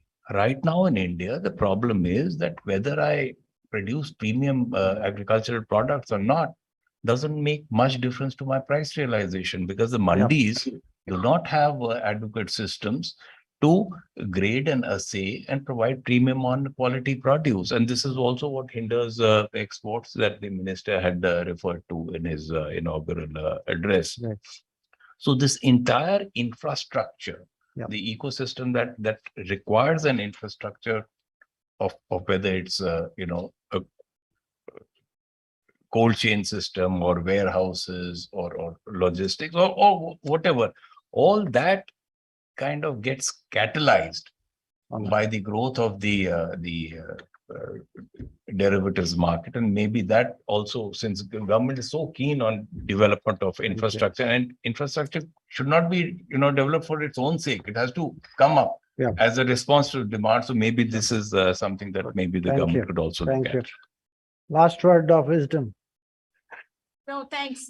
Just wanted to remind that, whatever we do here also matters there, right? And the India's wheat export ban came as a reminder. For example, on 13th May, when the decision had come here, the Chicago futures, for example, opened at 6% less. So it's just that how connected these markets are, and it's going to be very, very important to be mindful of not just our own, but the regional trade and also the international trade. And to what you mentioned about the Indonesia case, for example, one of the very important thing in Indonesia through its KKN, which is like our KVK kind of extension system, they brought futures as part of the extension system. So did China, for example. So I think markets per se needs to be brought, like Professor Chand also said, we need to take farmers along, and extension system, both conventional and non-conventional, will play a very important role in talking about markets, which we don't enough do in our extension system right now. We are very production centric in those. So. Thank you. Ritika is giving me a hint. I need to move from here. Well, thanks a lot. Unless anybody quickly wants to do, otherwise there is that to be given. Okay, Pramod, I think, please. What we will do is all these ideas we'll put together and try to make some framework of moving forward, because this is a very rich thing, and we'll share with the panelists as well as with the Honorable Minister and anybody else. It will be on the website. They can get into it, please. Thank you, Dr. Gulati, for an exemplary moderation. Thank you, Harsh, for an interesting presentation. Thank you, panel, for sharing valuable inputs. We'll put them together and, incorporate them in a final study and policy brief. May I now request Mr. Pramod Bhasin, Chairman ICRIER, to felicitate the panelists. We are pleased to inform that 25 trees each have been planted in their names in Sikkim. Please, sir. Some carbon sequestration is there. Thank you very much. If I may just take, I won't take more than a minute. Thank you very much, Dr. Gulati, for a wonderful moderation, if I may say. It was a terrific debate here. And thank you very much to our panelists.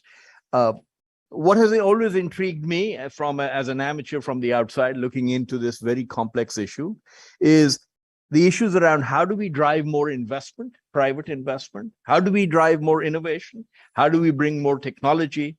Why aren't there more ITCs around this world who are able to deal with these issues, as well as the complexity of the entire, of the fact that farmers form the heart of this country, their emotions, their social pressures, all of those things complicate already highly complicated subject.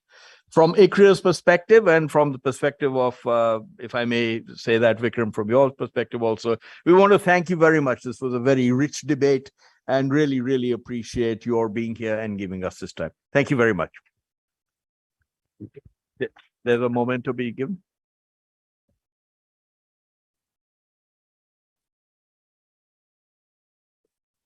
I'll come across, I think. This is for Dr. Ramesh Chand, this is for you. I'll come around this side. Yes, sir.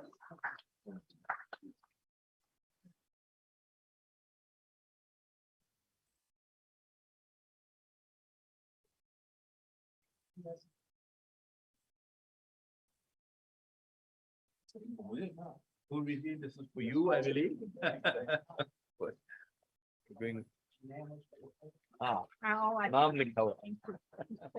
Thank you.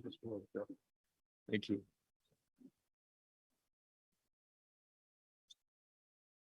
Mr. Ashish Bahuguna. Thank you.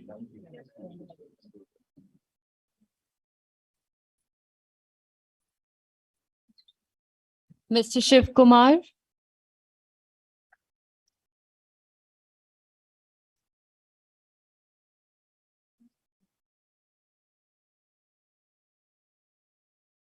Mr. Gopal Nayak.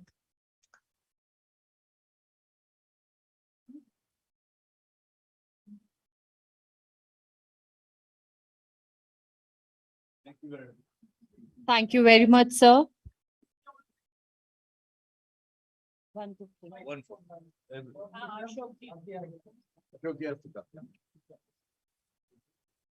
हाँ ये पीछे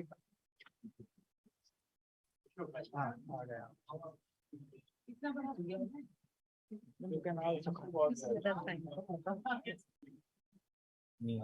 आओ जी सबसे पहले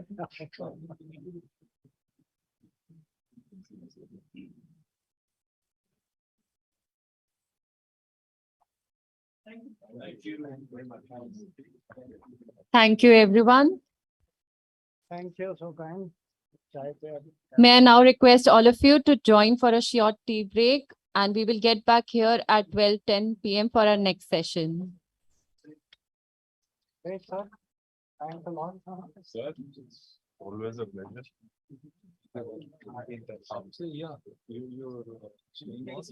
PSC हाँ PSC का study करेंगे differential form होने को कोट कर लेते हैं कि हम तो नेट टैक्स आप कहाँ से कह रहे हो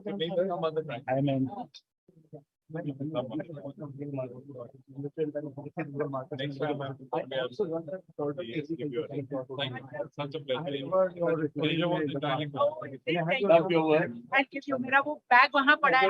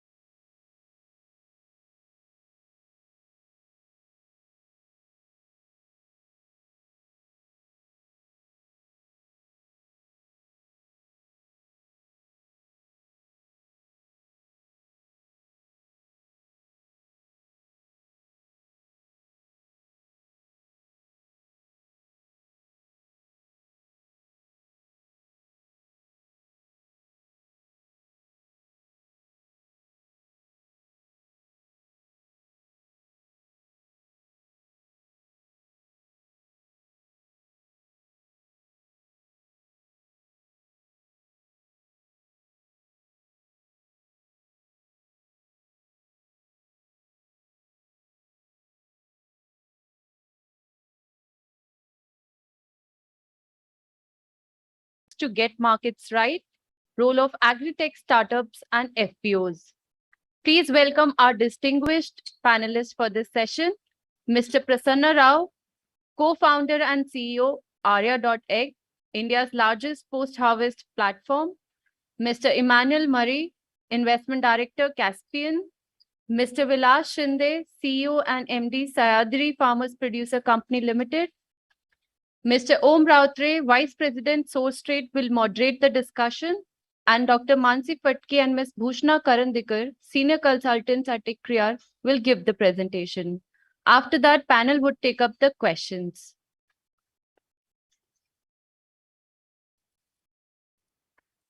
Thank you, Ritika, and a very good morning to everybody. We continue with the second panel for the day, and I'm very happy to present the findings of our study titled Role of Innovations in Getting Markets Right, which was undertaken by me, Manasi Phadke, together with my colleague Bhushna Karandikar, under the guidance of Dr. Ashok Gulati. Now, okay, so let me quickly set the context for the study. As we've seen in the first panel, agriculture market reforms have tended to be contentious and sporadic in nature. The reasons for this, right? There's a lot of political intervention which has happened in this space. There's a federal structure between the center and the states to be thought of. Now, what is interesting to the mind is that despite the sporadic nature of market reforms which have happened, there is a force in the market which has tended to be a game changer, and that force is innovations, right? So it is innovations which kind of change markets despite whatever reforms are happening in that space, right? Now, when you look at innovations, you can think of tech innovations. These have been largely led by tech startups. You can also think of institutional innovations, for example, futures, contracts, and so on and so forth. And for both of these innovations, what we find is that it is FPOs, which are, kind of the backbone of these innovations, which offer scale for these innovations to, scale up across the country. Now, in the past 3 or 4 years, especially, we find that there's a huge amount of interest in agtech startups. The funding has been happening. And so one needs to start, you become curious about understanding the early impact of these innovations. So following are the questions that we've been asking, what has been the impact of these innovations on net incomes of the smallest stakeholder in the system, the farmer?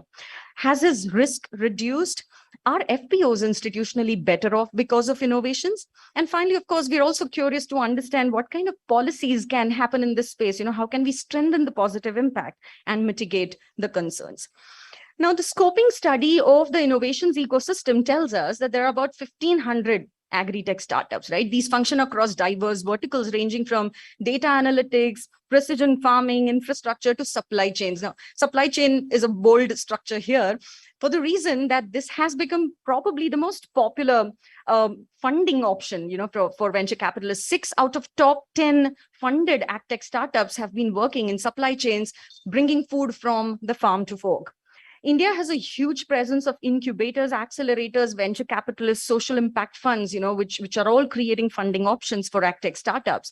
And the sector till date has raised about $1 billion in funding. Giving scale to these innovations, you have about 7,300 FPCs, that's companies, and a huge amount of FPOs as well, right? Now, you find that all of these farmer organizations are mostly concerned with input aggregation and input sales to their members, but there are some very interesting FPCs which you find in Maharashtra, Telangana, and Karnataka, which are market-facing FPCs. They've been involved in market activities.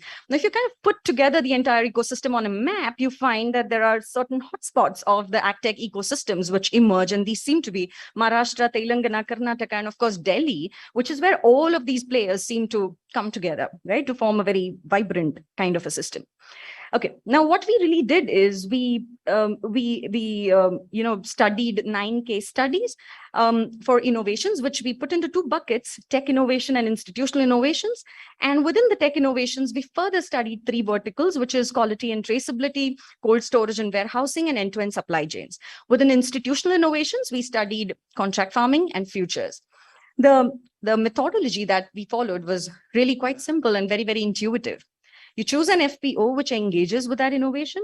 You choose a similar FPO in the same geography, which is not privy to that innovation, conduct interviews, interviews with all of the stakeholders, and what is the difference between the treatment and the control group in terms of net incomes, in terms of risk hedging, that is positioned as the impact of this innovation, right? So I'm going to very quickly present 2 case studies to just tell you what kind of impacts we've been seeing at the grassroots. Let me firstly present a case study of Stellapps, which has been digitalizing the milk value chain, right from herd management solutions to the village societies where the milk is poured to the milk processing plant. So let's take a look at products of Stellapps. What Stellapps actually has is a herd management pedometer. It's a Fitbit for cattle, right? Now, from there on, they also have a smart AMCU, which is an automated milk collection unit. So when the farmer actually pours milk at the society, an SMS of the quality as well as the price is sent across to both the village society and the farmer, ensuring full transparency across the system. Then contract takes over. Now, contract literally traces the movement, the quality and the quantity of milk from the village society to the milk processing plant. And finally, you have MooPay, which is a digital payments platform which enables the milk union to directly make the payments to the farmers. We studied the impact of this innovation on the Bilwada Milk Union, which is a district federation of about 1,000 village societies, and what has been the impact on the village society. The first, no surprise, quality of milk is much better because the system does not allow you to pour milk below a particular quality, right? So the quality is much better. Since the village societies are providing much better milk quality to the milk processing plant, they are getting much higher levels of commissions. There is a higher trust because of transparency, and the societies are reporting higher farmer membership. Since the system allows you to know who is pouring good quality milk and who is not, the societies are now entering much more focused capacity building programs, thereby saving cost and time. There is an increased sale of feeds and supplements as well. And very, very interestingly, since the milk union is making direct payments to the farmers, there is reduced corruption at the village societies. There are reduced instances of rent seeking. And this, to my mind, really is one of the most heartwarming pictures of what that intervention has done. The women farmers at the village societies are showing you on app that they've directly received the payment, which was promised to them when they had poured milk at the society. I take you now across to Andhra Pradesh to study yet another innovation by Ecozen. This is a Pune-based company which offers cold stores at farm gate. Just take a look at how decentralized a cold store option can be, the need of the times, right? The product by Ecozen is called as EcoFrost, and this is basically a solar-powered portable cold room of about 5 metric tons, which FPOs can either purchase or they can lease it in, right? We studied the impact of this innovation on a beneficiary called as the Pragati FPO at Nellore, Andhra Pradesh. Now, the story is very nice. You know, the farmers bring in the flowers. These are basically flower, the farmer members are into flowers. So they bring the flowers to an aggregation point, and the FPO now takes the flowers to the market, which is about 10 kilometers away, and it sells those flowers if and only if the price hits a particular level, like 5,000 rupees a quintal. If the price is lower than that, well, the FPO brings back the aggregated flowers and puts it in the cold store, right? And the produce is stored. You have a shelf life of three or 4 days. What is the impact? Well, the impact is interesting. On a day when the market arrivals of flowers are very, very high, the control group of farmers not privy to this solution got a price of about 2,000 rupees a quintal, but the Pragati farmer has always got a price point of about 5,000 rupees a quintal. So one, incomes have definitely risen, but more importantly, I feel that the downside risks have been controlled, right? The income volatility has been controlled, and it's doing, I think this is where the success of this innovation lies. There's yet another institutional impact that we are studying, which is that the FPO is now creating a corpus, right? And it has expansion plans. So it is now moving up in the value chain, which again, I feel is, a very exciting thing to note. You can actually see how the flowers are being stored inside the cold store. Okay, so we have 9 case studies, which I cannot present because of lack of time, but let me share some overarching observations with all of you. The first and the most important is that across verticals, across agri-tech startups, across geographies, and across FPOs, we find that the net price realization of treatment FPOs is higher than control by a minimum of about 15%, which means it's definitely leading to higher incomes at the grassroots. Access to innovation is costly. Cost increments are definitely there for those farmers who are accessing the innovation, but the revenue increment is kind of overpowering the cost increment, which is a very exciting thing to observe. Second, there is a symbiotic relationship between all players in the ecosystem. So the agri-tech startups get scale, FPOs get higher membership engagement, and farmers get higher net income. It's a win-win for everyone. We also find a very interesting trickle-down kind of an effect happening in this ecosystem. And we find that it's forward-looking farmers, it's very aggressive FPOs, market-facing FPOs, which have been the champions of this movement. They've been the first movers in this whole thing. And we are waiting to see how the trickle-down will happen. We're hoping we'll get to see that soon. The success mantra of most agtech startups seems to be that digital succeeds if and only if physical intervention is efficient. Let me give you a quick example of Ergos, which provides decentralized storage systems at villages. What Ergos did in order to coax farmers into their go downs is farmers were literally allowed to view the bags that they had kept with that go down, which was a very very localized and you might say very simple thing, but it has helped them to succeed in a big way. We also find that startups tend to piggyback on government infrastructure, and hence it leads to efficient utilization of government infrastructure. An excellent example is that of Stellapps, right? Under the PMJDY, which is the Jan Dhan Yojana, the women farmers already had bank accounts. All that MoPay had to do is make those bank accounts smart, right? You link the milk unions to the women farmers. And finally, I'm going to talk about the gold mine, which emerges from this whole thing. And this gold mine is data, right? Clearly, the hero of the story is data. Agri-tech startups collect and generate customized data and very, very good quality data. And we believe that it is this data which will drive the next round of innovations. To give you a final example here again, Ecozen operates these remote cold rooms, right? Now they're generating tick by tick data on who operates the cold rooms, how many times is the room opened, what are the products getting stored, what is the moisture, temperature, blah, blah, blah. Now you can almost see that here is a chance to run a probit model to preemptively identify when a room might break down. Right? So they're offering much more sturdier interventions as we go through. Now, I will stop with this and I'll request Bhushana to take over and take you into some policy suggestions. Thank you, Manasi. Thank you, everyone, for this presentation. So whatever suggestions that have emerged from the study, I would like to present. The first important part of, as earlier panelist Dr. Purvi has already mentioned, FPOs are like agri-techs, and that's what we are saying, that we need to connect them, integrate them in a big way, that FPOs and agri-tech should be connected. As you know, FPO is managed by state government, Atma, and nodal agencies, while agri-tech is done by DPPITs and incubators. So we think that some institutional mechanism to talk to each other is essential. Our second suggestion that is emerging from our study is that we need to strengthen the warehousing and institutional credit mechanism. And this can be done in various ways. The best example is customizing fintech solutions for the FPOs. Secondly, we can also implement asset monetization program for packs and other godowns with a layer of agri-tech startups in it. Our third suggestion, as all of you know, is the standards and certifications are the trade enablers. Rolling out such standards like for India GAAP will boost the trade, it will bring in investment, and most importantly, it will scale up agri-tech as well as FPOs. So again, this will be a win-win situation for everyone. For FPOs, Shinde sir is here. Again, we thought that it's a two-tiered structure. Amul model will work out better. For rather than promoting all 10,000 in one go, maybe two-tier structure would bring better results.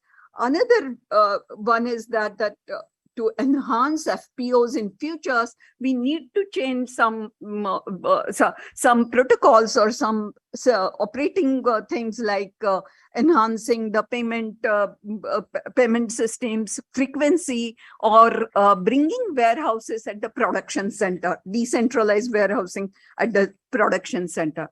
Of course, this is an early impact study. This is just the beginning, and it's very positive and encouraging. However, it is based on KIIs. So we need much more verification with primary surveys on the same. Another challenge that we faced is that, which we haven't really answered, is that our agri-techs are new avatar of Artyas, especially in supply chain. That question has to be taken forward.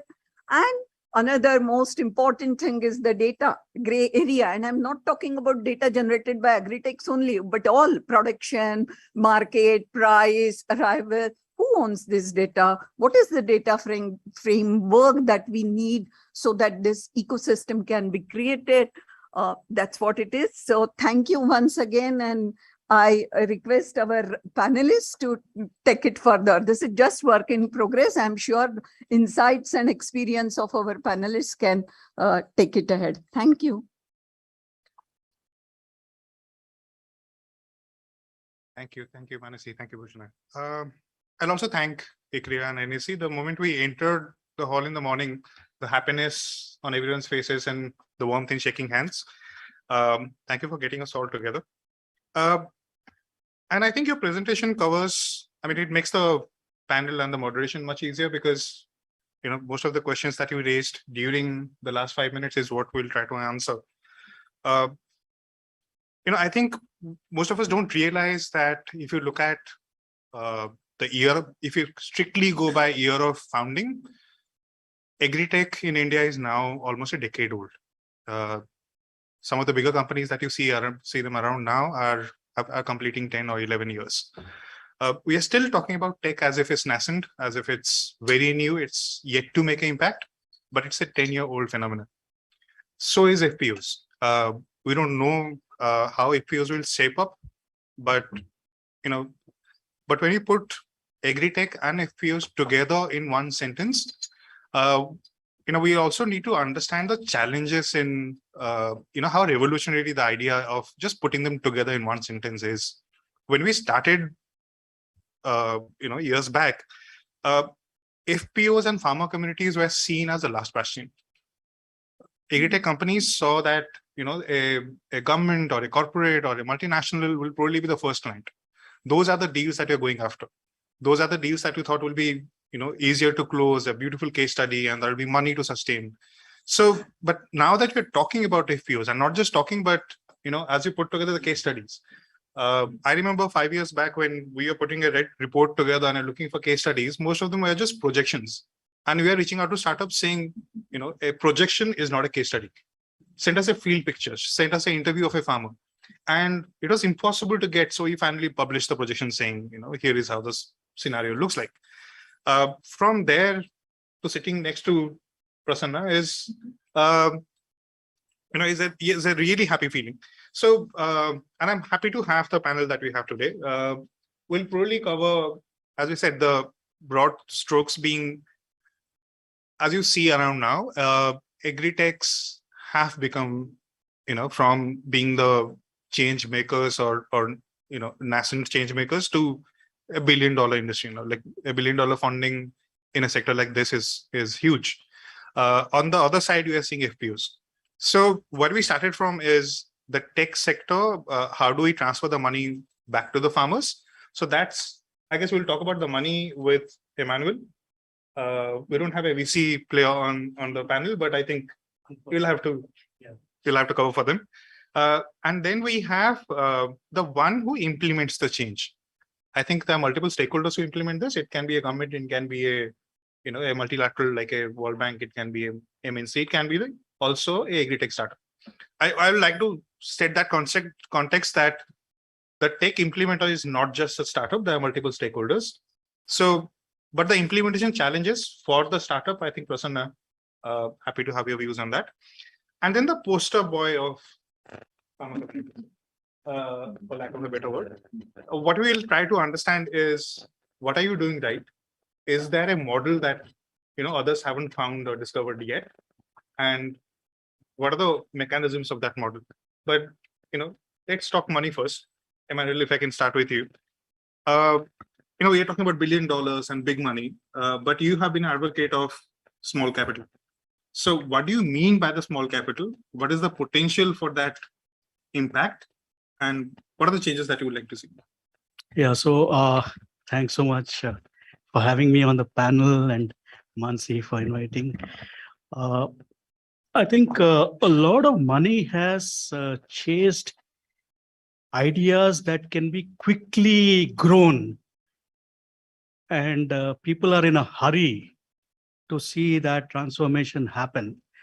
And in that process, there have been distortions in what requires attention versus where capital is flowing into. And what we would see as Caspian, as somebody who's looking at impact, is issues like labor shortage in agriculture during peak seasons, peak operation seasons in harvesting or in transplanting, and technologies that solve that problem. Second is mechanization to reduce both drudgery in agriculture as well as the feminization of agriculture. So machinery that can be more easily used by women.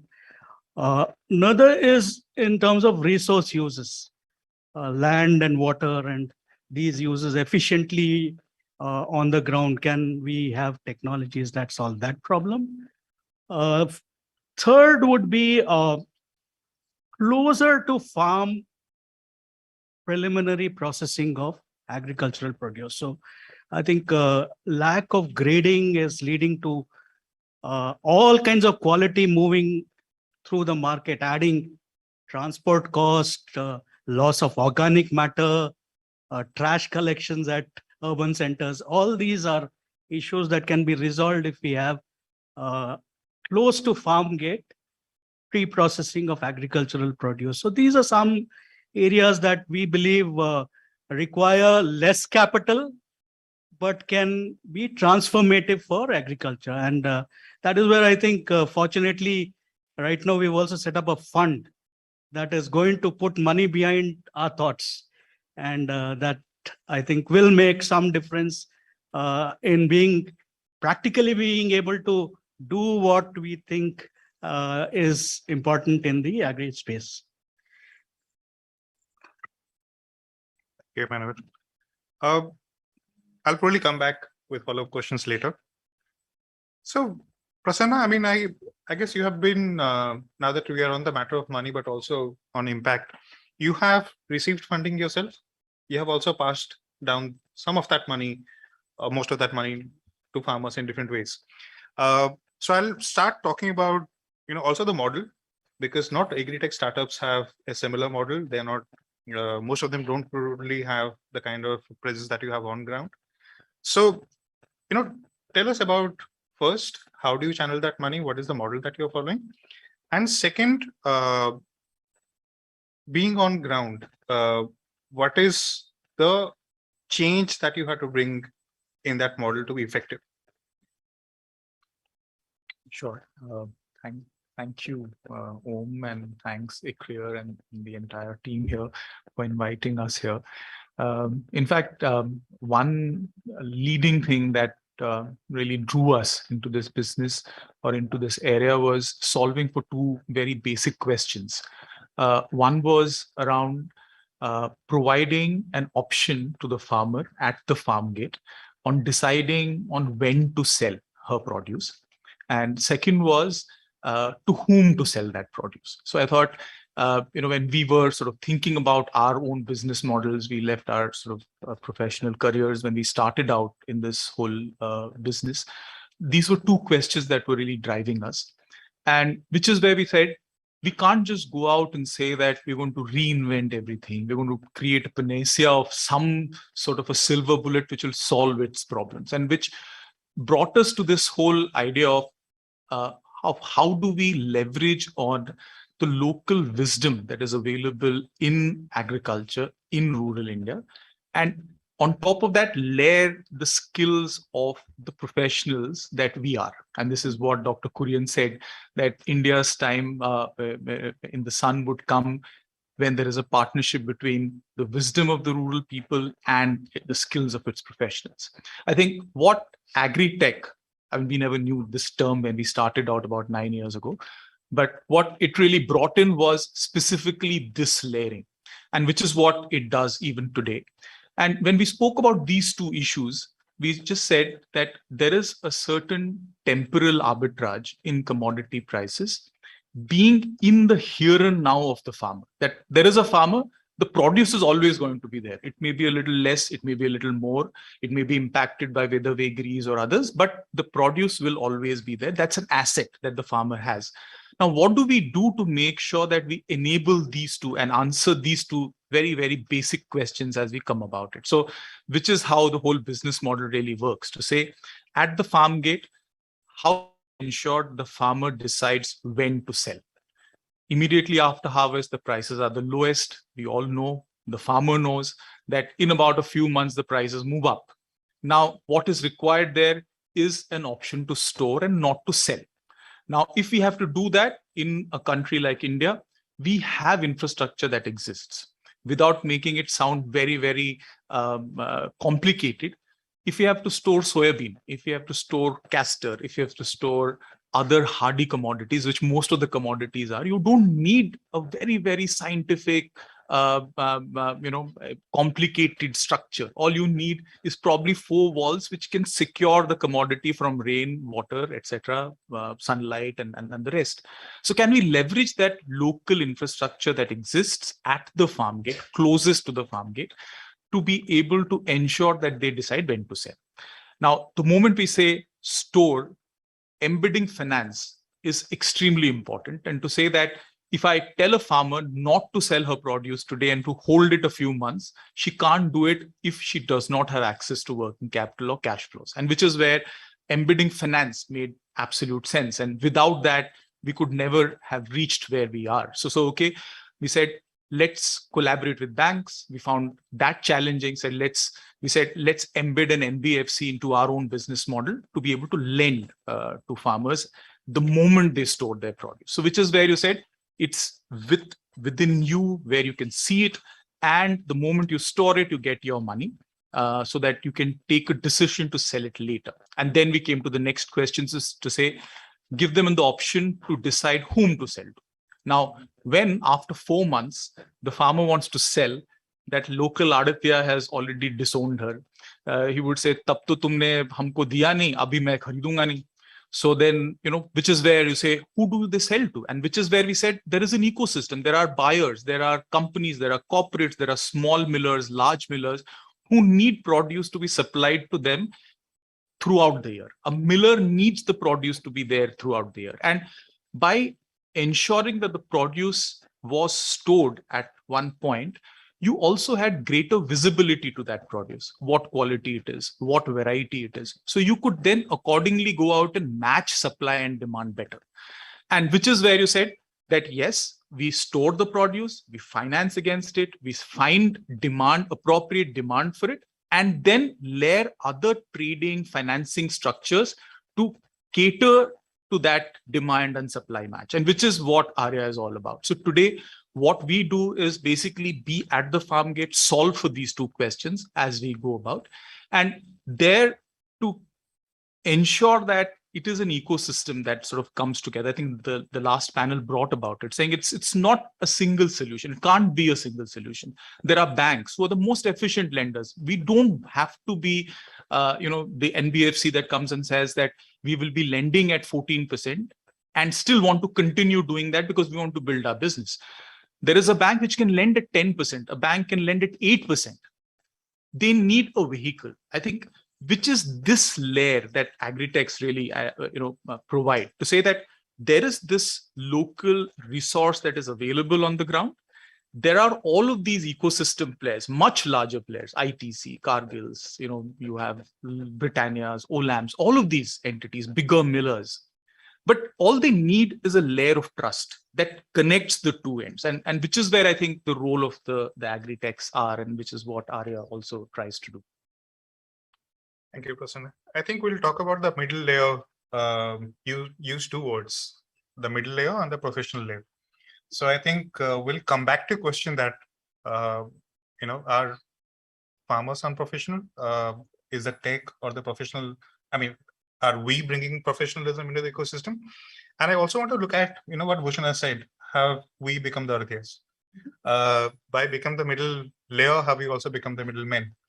Right? But we'll probably I'll go to Vilas to answer that question. I think Prasanna said the tech side of how we are impacting the farmer communities. How much of that tech did you use? I mean, I will not just say tech because I mean, most of this is not exactly digital or technology, but if I say modernization, even if it's a solar dryer, it's still a tech. So what did Sahyadri do to become Sahyadri today?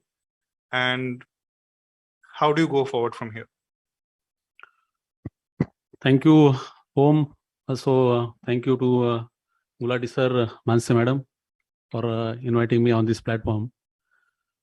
I think as a Sahyadri, the main difference other EPC is we from the beginning understand the importance of the ecosystem.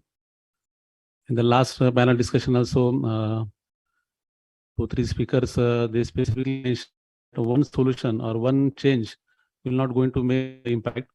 It is a complete ecosystem. So that is really going to change the overall impact on the farmer's income. We are dealing with horticulture crops, grapes, tomato, also other fruits and vegetables grown in Nasik.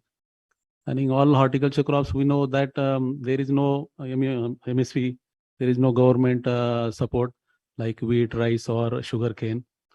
So, so all these farmers are having their own risk. They are struggling with multiple issues. Climate change is becoming the major challenge. And the market risk is the most, I think, this is the biggest issue with horticulture crops because of the perishable nature and seasonal nature.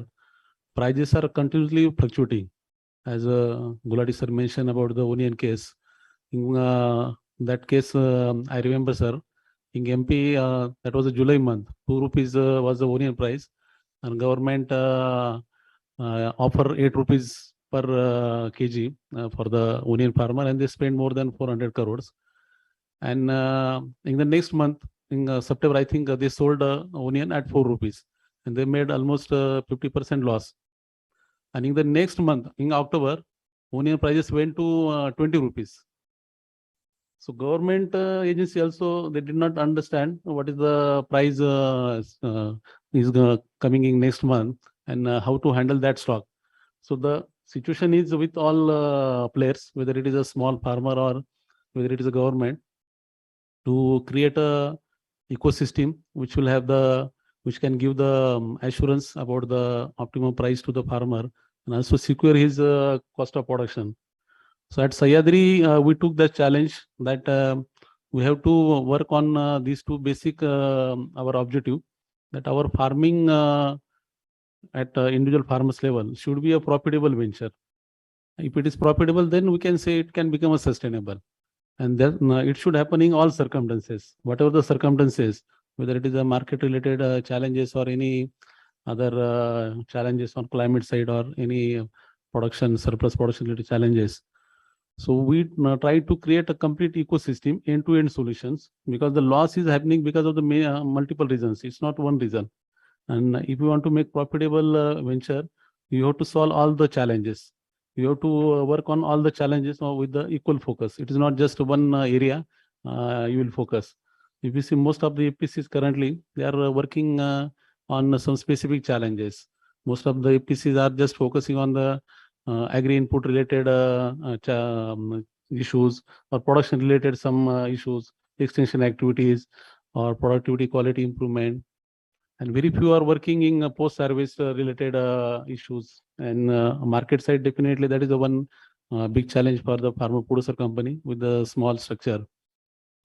Ramesh Chan sir just mentioned about two different crops, Bazari crop and Sarkari crop.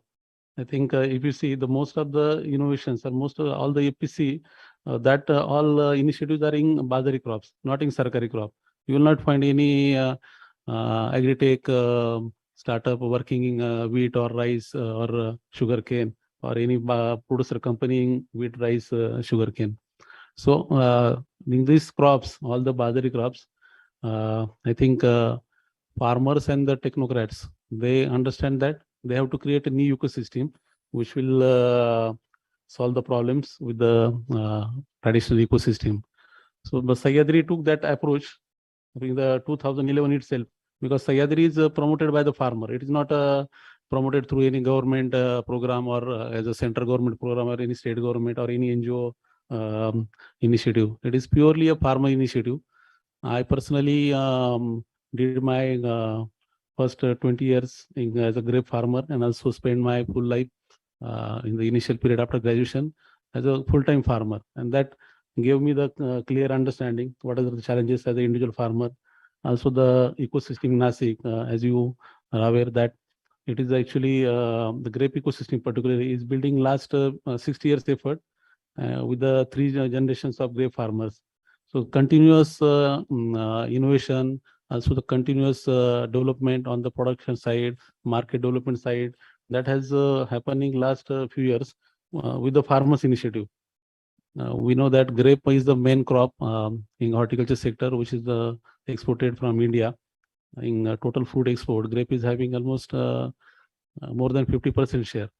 And that is the trade is mainly with the Europe market, the market which is expecting the standard, also comparing our grapes with all the competitors like South Africa, Chile. So in that market, our farmers has got succeed, and that is purely with the farmers their own initiative. Government's role is very limited. APEDA's role, or if we see the state government's role, is limited. So that happens because of the mindset. Main difference is the mindset. In innovative mindset, entrepreneur mindset, that has created a difference in Nasik and also with Sahyadri.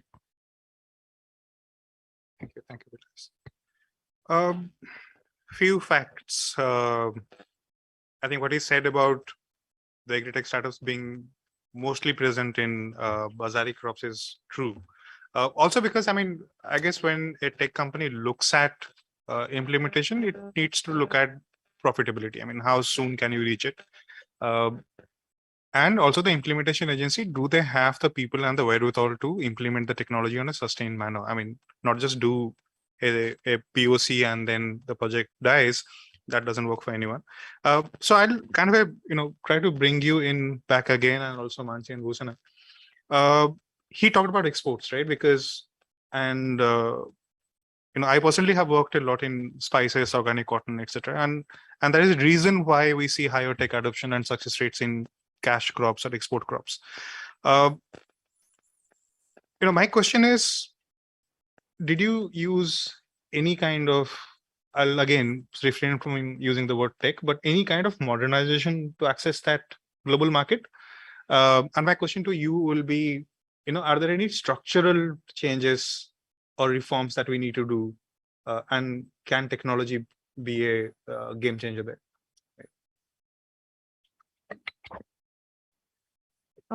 So, I'm going to start my comment with something that you asked Mr. Shinde as well, that what is it that Sahyadri does?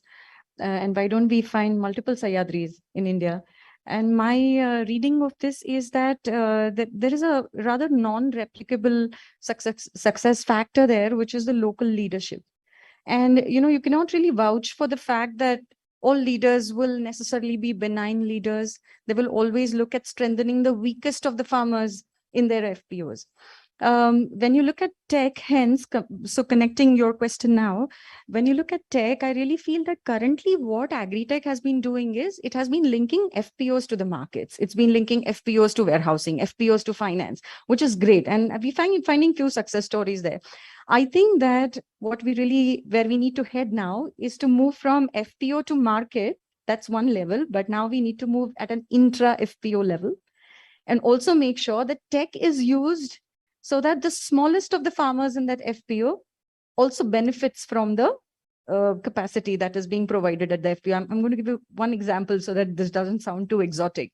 There are many FPOs which are given CHCs, right? You've got customized hiring centers, you've got tractors, you've got harvesters, which the FPO owns. There is a very slim harvesting window. The question is, who gets to use the harvester in that slim harvesting window in that FPO? There are 300 members and there's one harvester. Who uses the harvester? It's probably going to be the strongest of the members inside that FPO. How can I use tech so that there is an equitable, I'm not even saying equal, but equitable, there's an equal opportunity that everybody gets to hire that harvester. The most vulnerable woman farmer gets access to that. So I think if tech can now move from, I mean, currently it's at markets to FPO, but if it can go inside the FPO structure, I think it really has got very exciting potential to change the game for FPOs. I'm just adding to what Manasi is saying and also taking it from Shinde sir. It's basically, I believe that the farmer to farmer knowledge, specifically of the grape with all Draksha Bagadar Sangha and all, they are so passionate and they are so much engaged in the agriculture production that grape is the only commodity that is at the international productivity level, table grapes. So having the same, so this is take, right? That they have adopted the best technology. Shinde sir has imported the varieties and all. So what I feel is that use of take at the production and taking it through post-harvest and linking it to newer markets will be the game changer in that. And hence maybe two-tier kind of a FPO structure would help in that Shinde sir's FPO working on the marketing, brand building, while the other are focused on production. And believe me, even in production, there's a lot of take that has to happen. So that might be the answer. I think if you see the technology is making change from both sides. It's not just from the farmer side. There is a view from the consumer side also. If you see the consumer in today's market, he's the really king. He's having multiple options for every commodity. And he's looking for the better and better product from the food safety angle, also from the health perspective, and also the product at base price. So he's always looking for such product. So as a farmer, how we can actually attract the customer? I think that is the one big concern, and that we can solve with the technology. If you see the at grapes, the change happened, and the market has grown up by 4 times in last 10 years, specifically in export market. That is because of the introduction of the TraceNet system by APEDA in 2004. So actually that gave a very big confidence to the European supermarket that though there are small farmers who are growing grapes, but still it is coming with one standard, with one system. So that create a big confidence with the customer in Europe. At Sahyadri, we understand that this factor from the beginning, and we actually in the 2012 itself, our first second year, we started working with different technology companies. In the initial period, we worked with TCS. Then after that, new startups like Cropin, Kisan Hub. There are multiple startups who work with Sahyadri, and now we have our own technology, some interventions. And in that, we kept this view that know your food should be our strategy. We should give assurance to the customer, whether it is a European customer or our Indian customer, whether he's from Nasik or Mumbai or from Delhi or from Europe. But he is having the right to know about his food, about his how the food is grown, how it is handled, how it is stored, and also the food safety factor. So we put a lot of effort on that part. We invested on that part. And actually that gave us a very good strength, that the confidence building at the customer level, whether it is a retail direct end consumer or also our B2B customer. So I think, and this is actually a real difference technology can bring in the overall ecosystem to create a strong ecosystem which has trust from the customer side and also from the farmer side. But their actually intention is also important. How you want to use technology, whether it is for just making money by replacing the existing stakeholder, or really you want to create a value for all the stakeholders, specifically for farmer and consumer. And you're also reversing the table by becoming the first farmer community to invest in tech companies, right? So how will be, I mean, question to both of you. How will your approach be different from, let's say, a VC fund or debt fund? I mean, no matter what the term. To me first. you can go first. I mean, we'd like to learn about your approach. And then what I want to, also for the follow-up question to you was, is the current tech funding scenario geared towards meeting these requirements? Or is Sahyadri filling a critical gap which the traditional funders cannot meet? Right. So we can start with you. Yeah. We saw in the presentation there are more than 1,500 startups and almost 7,000 plus FPCs. And in that one number is from investor side, $1 billion plus investment has happened in agri-tech companies. So all this investment is actually came in the agri-tech startup companies. Not a single rupee came in pharma producer company structure. All the pharma producer companies, they have capital in the form of subsidy or grant from the government. And the agri-tech, they don't have any subsidy from the government. But the market capital, in that we have completely different situation. Not a single rupee is coming in FPC structure. Everything is going agri-tech companies. And everybody knows that both are equally important. So both are going to play important role in changing the ecosystem.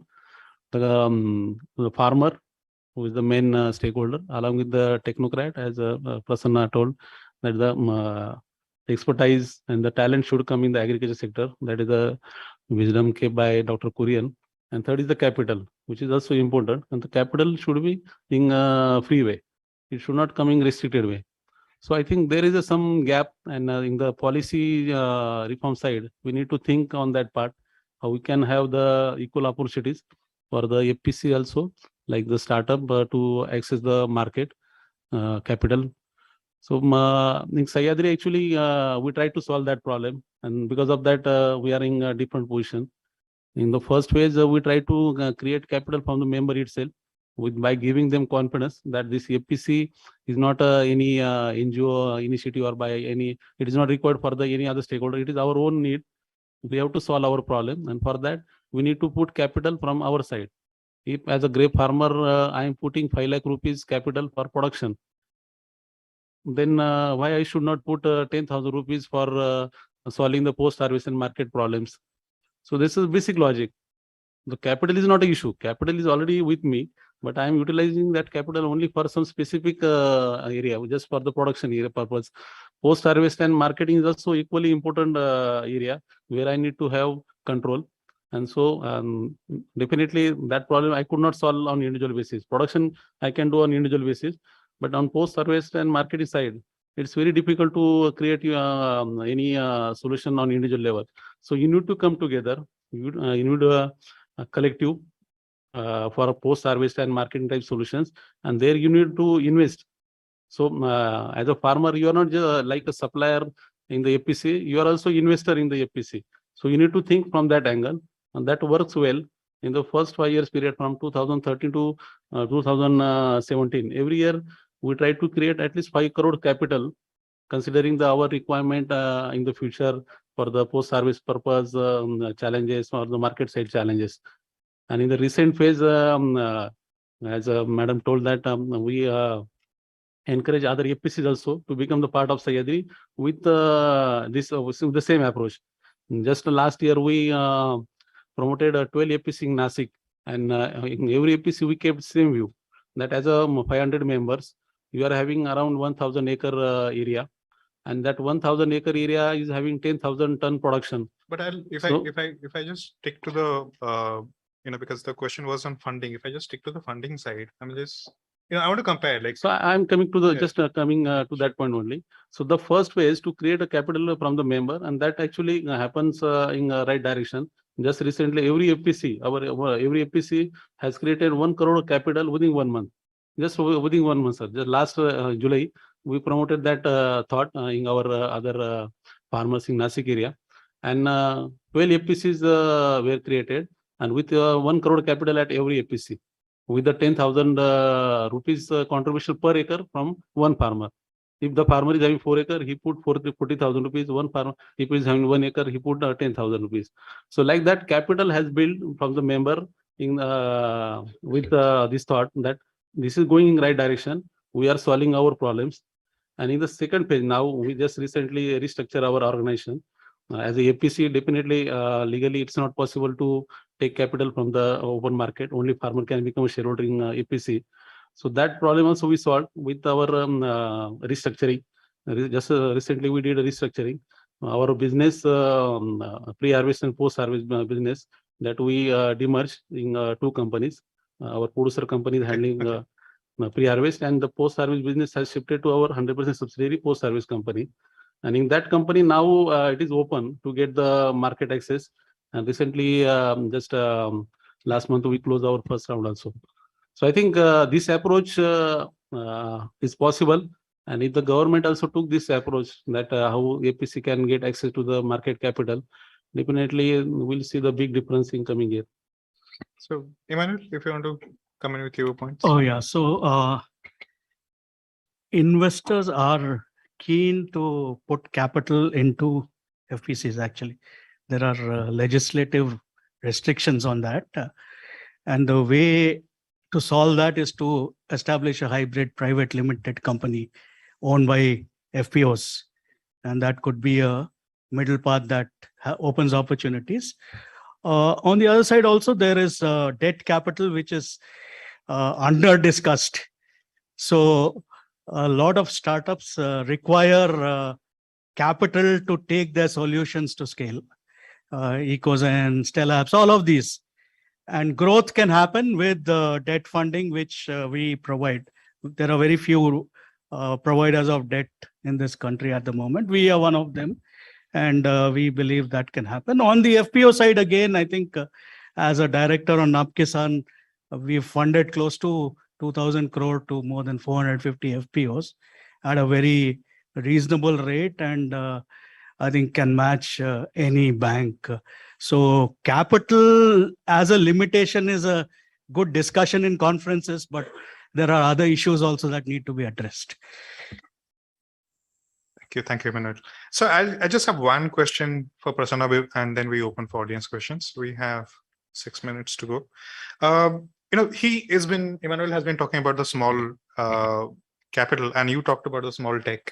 So, in conferences, when we talk agri-tech, we say, big data, blockchain. But when you're going to the implementation side, the tech really changes.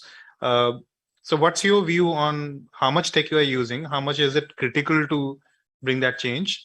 And how should we define that digital tech on ground? At least in our limited experience, what we've seen is, who is this tech for? So if you're looking at farmers, the tech needs to be simple. It needs to solve for their very basic problem. So for example, I think Purvi in the last panel mentioned, what is it that can be done which could absorb the farmers from, say, shocks? Shock could be a price shock, for example. That's something that we've seen across. So at ICRIER, we said, okay, FPOs, farmers are unable to access, say, derivative exchanges, the other kind of sophisticated products that are available. Is there something that we could do to say, we use some very basic analytics tools to analyze price risk in very specific commodities in which that FPOs deal in? And one look at that told us that if we were to look at, say, commodity prices in a basket of over 5 or 6 commodities, prices in a given year have never fallen for more than 2 commodities, which means that there is a natural hedge that exists in commodity prices. This may fail in a particular year, but at an overall level, it exists. Now, is this deep tech? It is not. What it means is there are these small innovations which are possible. What we do today, we've been doing this for now about 4 years, where we've implemented this for about 50 FPOs, and we've not had a single claim. We've made a price risk mitigation model to say FPOs may deal with one commodity, but as an aggregator, as a service provider, we are dealing with multiple FPOs with these 5 or 6 commodities. We could manage that price risk and accordingly say that we give a guarantee to the FPO that if you store at the time of harvest, when the prices are at the lowest, we will guarantee you that particular price. If there is a price fall, you will get that differential as a payout. And what this helps do is to say that FPOs at least try these market-led models. When we started out, we would not get even a single FPO to come in and participate in storage. Even though we would struggle to get a bank to come in and lend, they would get convinced, the FPO would not get convinced because they would say, I store and the price falls. It's a double whammy. So, which is where I think these small innovations are extremely important. And similarly, when we talk about, say, technology, we have a shortage of warehouses at the farm gate. Now, what is the solution? We can't go out and construct warehouses. There needs to be a capital investment to be done. There are technologies available globally, which are, say, hermetic storage structures, which are you could just, these are on-demand structures, set them up in 48 hours. They can store the commodity for over 3 years. These are 300-ton structures. You could set them up, store it for 5 months, 6 months, move them to another location. So there are these innovations, smaller innovations, which are available. Now, this is from the farmer's perspective. Now, there is a buyer as well. In all of this, it's extremely important to figure in markets with what we do at the farm gate. So the buyer needs transparency, for which you need maybe a blockchain. So if you confuse that to say, I will develop blockchain, which will go to the farmer, may not be today. Maybe it is still premature. But to an ITC, to a Cargill, to an Olam, this would make sense, saying, okay, there is this data which is available on production practices, on what is the origin, what is the traceability of the entire supply chain, and then build it on the blockchain, give access of that to the buyer, because the buyer has relevance for it. So I think as an agri-tech, what we truly believe is we need to be very clear as to what technology we are talking about. We call it small tech, large tech, deep tech, etc., etc. But it is about the relevance of that technology to the ecosystem player that you're talking about. Thank you, Prasanna. I think you can't blame me. We had an amazing panel. We had the report. I wished we had spent more time on discussing the report, but you can't blame me for finishing with a one minute to go. So any questions if you're taking audience questions? Yes, sir, please.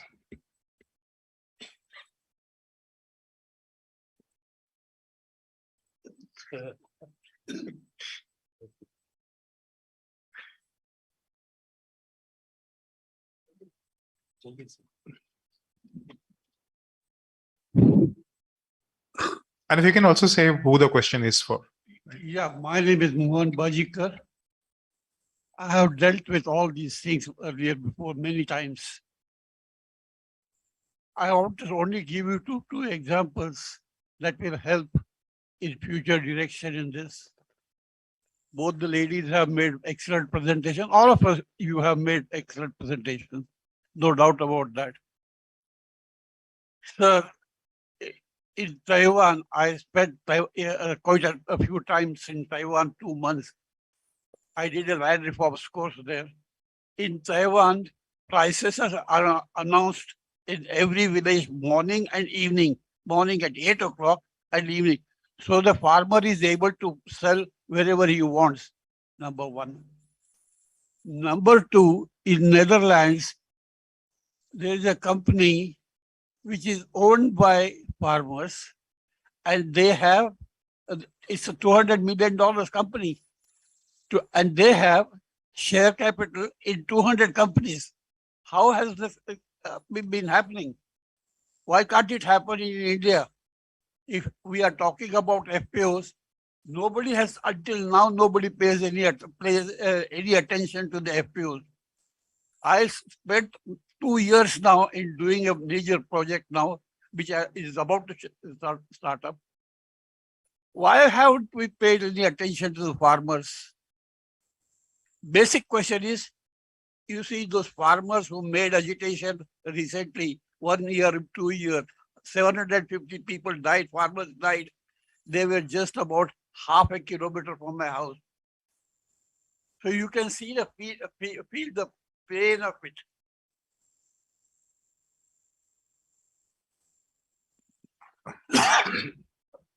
I hope it's an easy question. It's an interesting question. That's what I can say. Well, thanks to the panel a great thing for me to digest, and the real examples that Vilasji has given, Emmanuel and Prasanna. Prasanna, my little question to you. You are doing the matchmaking job, demand and supply, and in between. Now, whether we call the middle layer or middlemen or middle women, my question is that this requires time matching. Buy immediately after the harvest and then release gradually depending upon what the supply. So it's a temporal phenomenon, maybe within a year, 6 months, whatever. What is the interest rate you are paying on the working capital? Because that is where I have been finding FPOs, anyone I talk to, they get from microfinance institutions and all that 18%, 20%, 24% rate of interest. Now, can you make that feasible? That means the price has to go at least 24% to recover your working, interest on the working capital.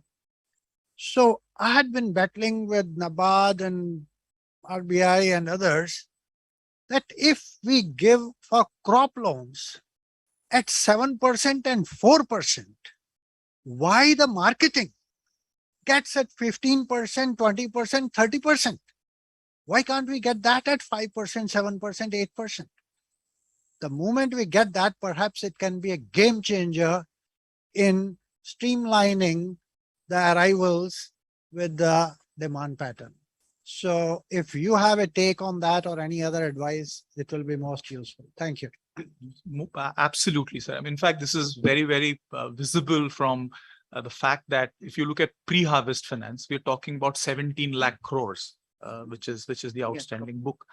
If you look at post-harvest finance, we're talking about 40,000 crores. So that itself tells you about what is the focus which has been laid on post-harvest activities there. As you very rightly said, in fact, Mr. Murray also mentioned, if you look at lending to FPOs today, there are only probably 4 players which contribute to more than 90% of all lending that happens to FPOs, and none of them are banks. So these are NBFCs in whatever form which give those loans. The loans that these NBFCs receive from banks are at commercial rates, which in fact, because we are NBFCs post ILNFS, our cost of borrowings went up drastically and the money really dried up. So what we today as a company, we offer loans to FPOs at about 12.5 to 13%. Banks can offer this at about sub 10%. So we are looking at structures where we could co-lend, we could have different kind of structures to do that.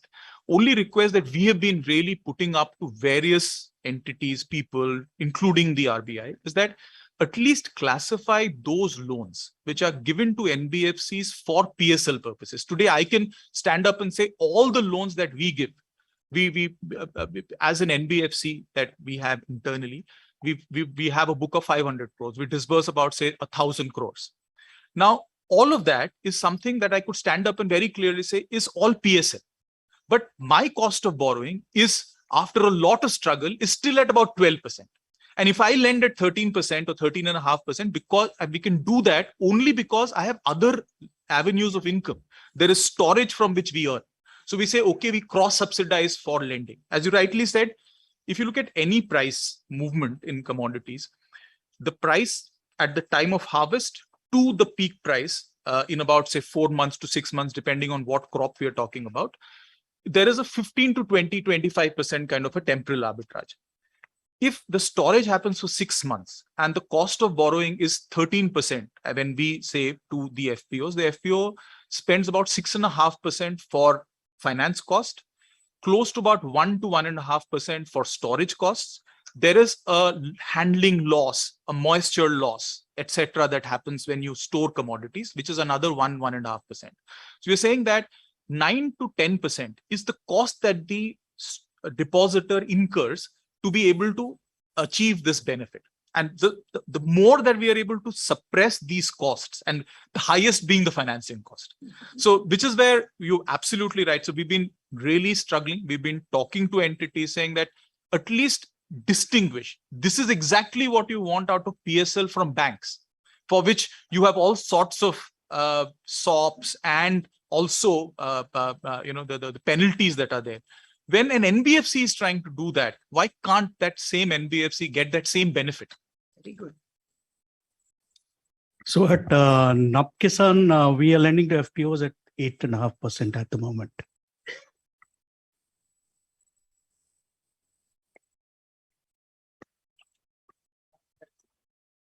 I just want to share our experience on working capital side. As a export company, because we started our activity with the Europe market from the beginning. So we got working capital access in the form of PCFC. So we are using working capital with 2% to 3% interest rate from the beginning. With the hedging cost also, it is coming between 6 to 7%. And that gave very good strength to Sahyadri to build the business in export market and also in the next phase in domestic market. Because after the particular balance sheet level, then banks started giving us different options, and because of the negotiation power, we are now in position to get working capital at 7%, maximum 7%. All our working capital is below 7%. So I think that strength is definitely is giving a boost to overall development, but that should happen from the beginning. Most of the FPCs are struggling in the initial phase, and the interest burden that is making more difficult situation for them. So my question is primarily to Ashish sir and Ashok sir. Similar to I am Abhishek Bhatt, Senior General Manager from National Institute for Smart Government, and we are trying to pilot one project of credit rating framework for SHGs. So maybe something similar like credit rating framework for FPOs. If that is also undertaken, then the whole lending cost may go down. So right now the missing link which we see, because this is a pilot study that we did in Jharkhand. So credit rating framework for FPOs may help in reducing the overall lending costs. So I just wanted to hear your views on this, sir. Thank you. So just to respond, we have developed multiple models. There is an NABARD model, there's a model that we have developed, put it out in public domain. There are other, you can have a look at those. So we need to minimize the parameters, not have too many, and it should be able to predict successfully. So there's quite a bit of work on that.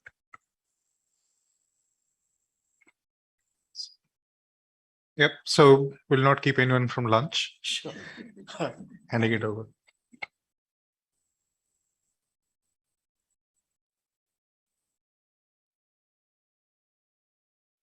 Agri-tech startups in getting markets right for farmers. I would also like to thank the panel for sharing valuable inputs. We'll incorporate these comments in our ongoing study and policy brief. I would now like to request Dr. Tirthankar Patnaik, Chief Economist, National Stock Exchange, to felicitate the panelists.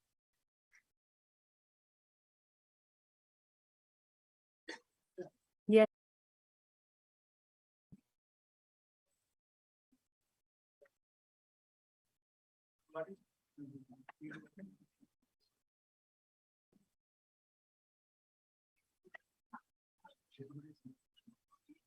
Ladies and gentlemen.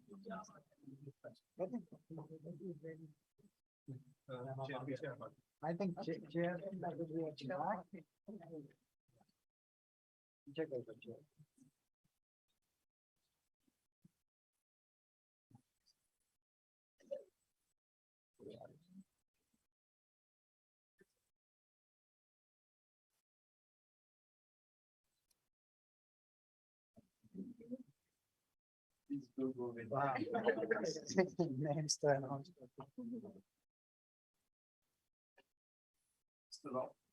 Mr. Prasanna Rao.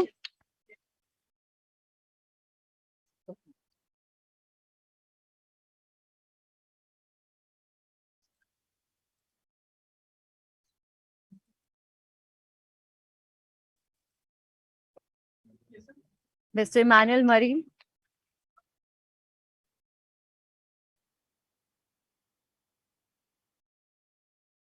Mr. Vilas Shinde.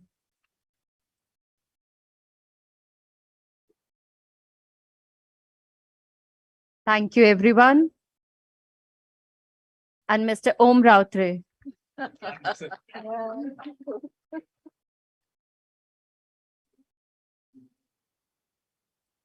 Ma'am, you also please.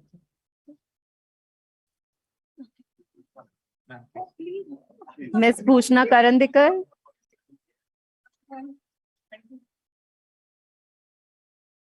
And Dr. Mansi.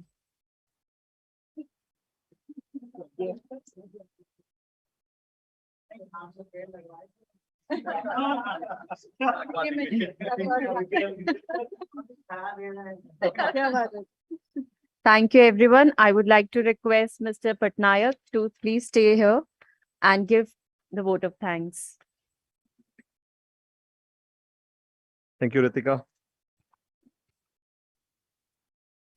Ladies and gentlemen, it gives me immense pleasure to propose the vote of thanks on behalf of NSE and ICRIER to each and everyone whose contribution has made this event a success.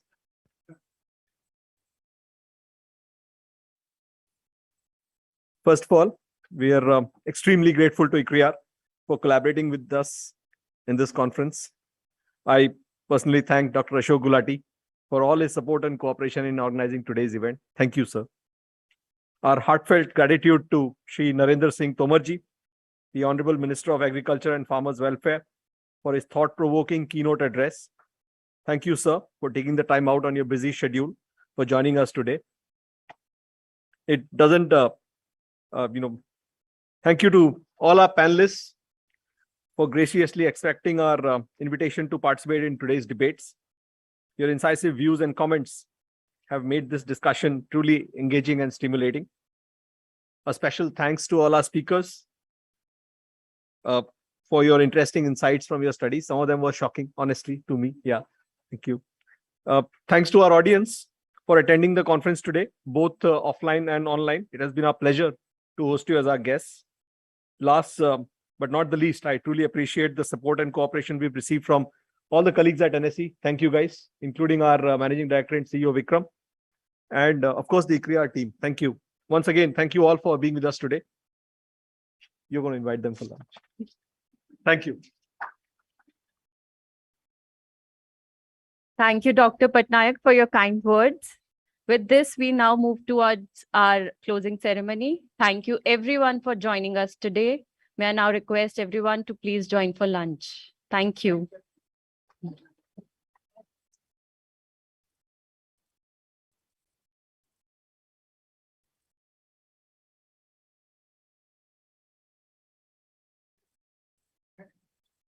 Recording stopped.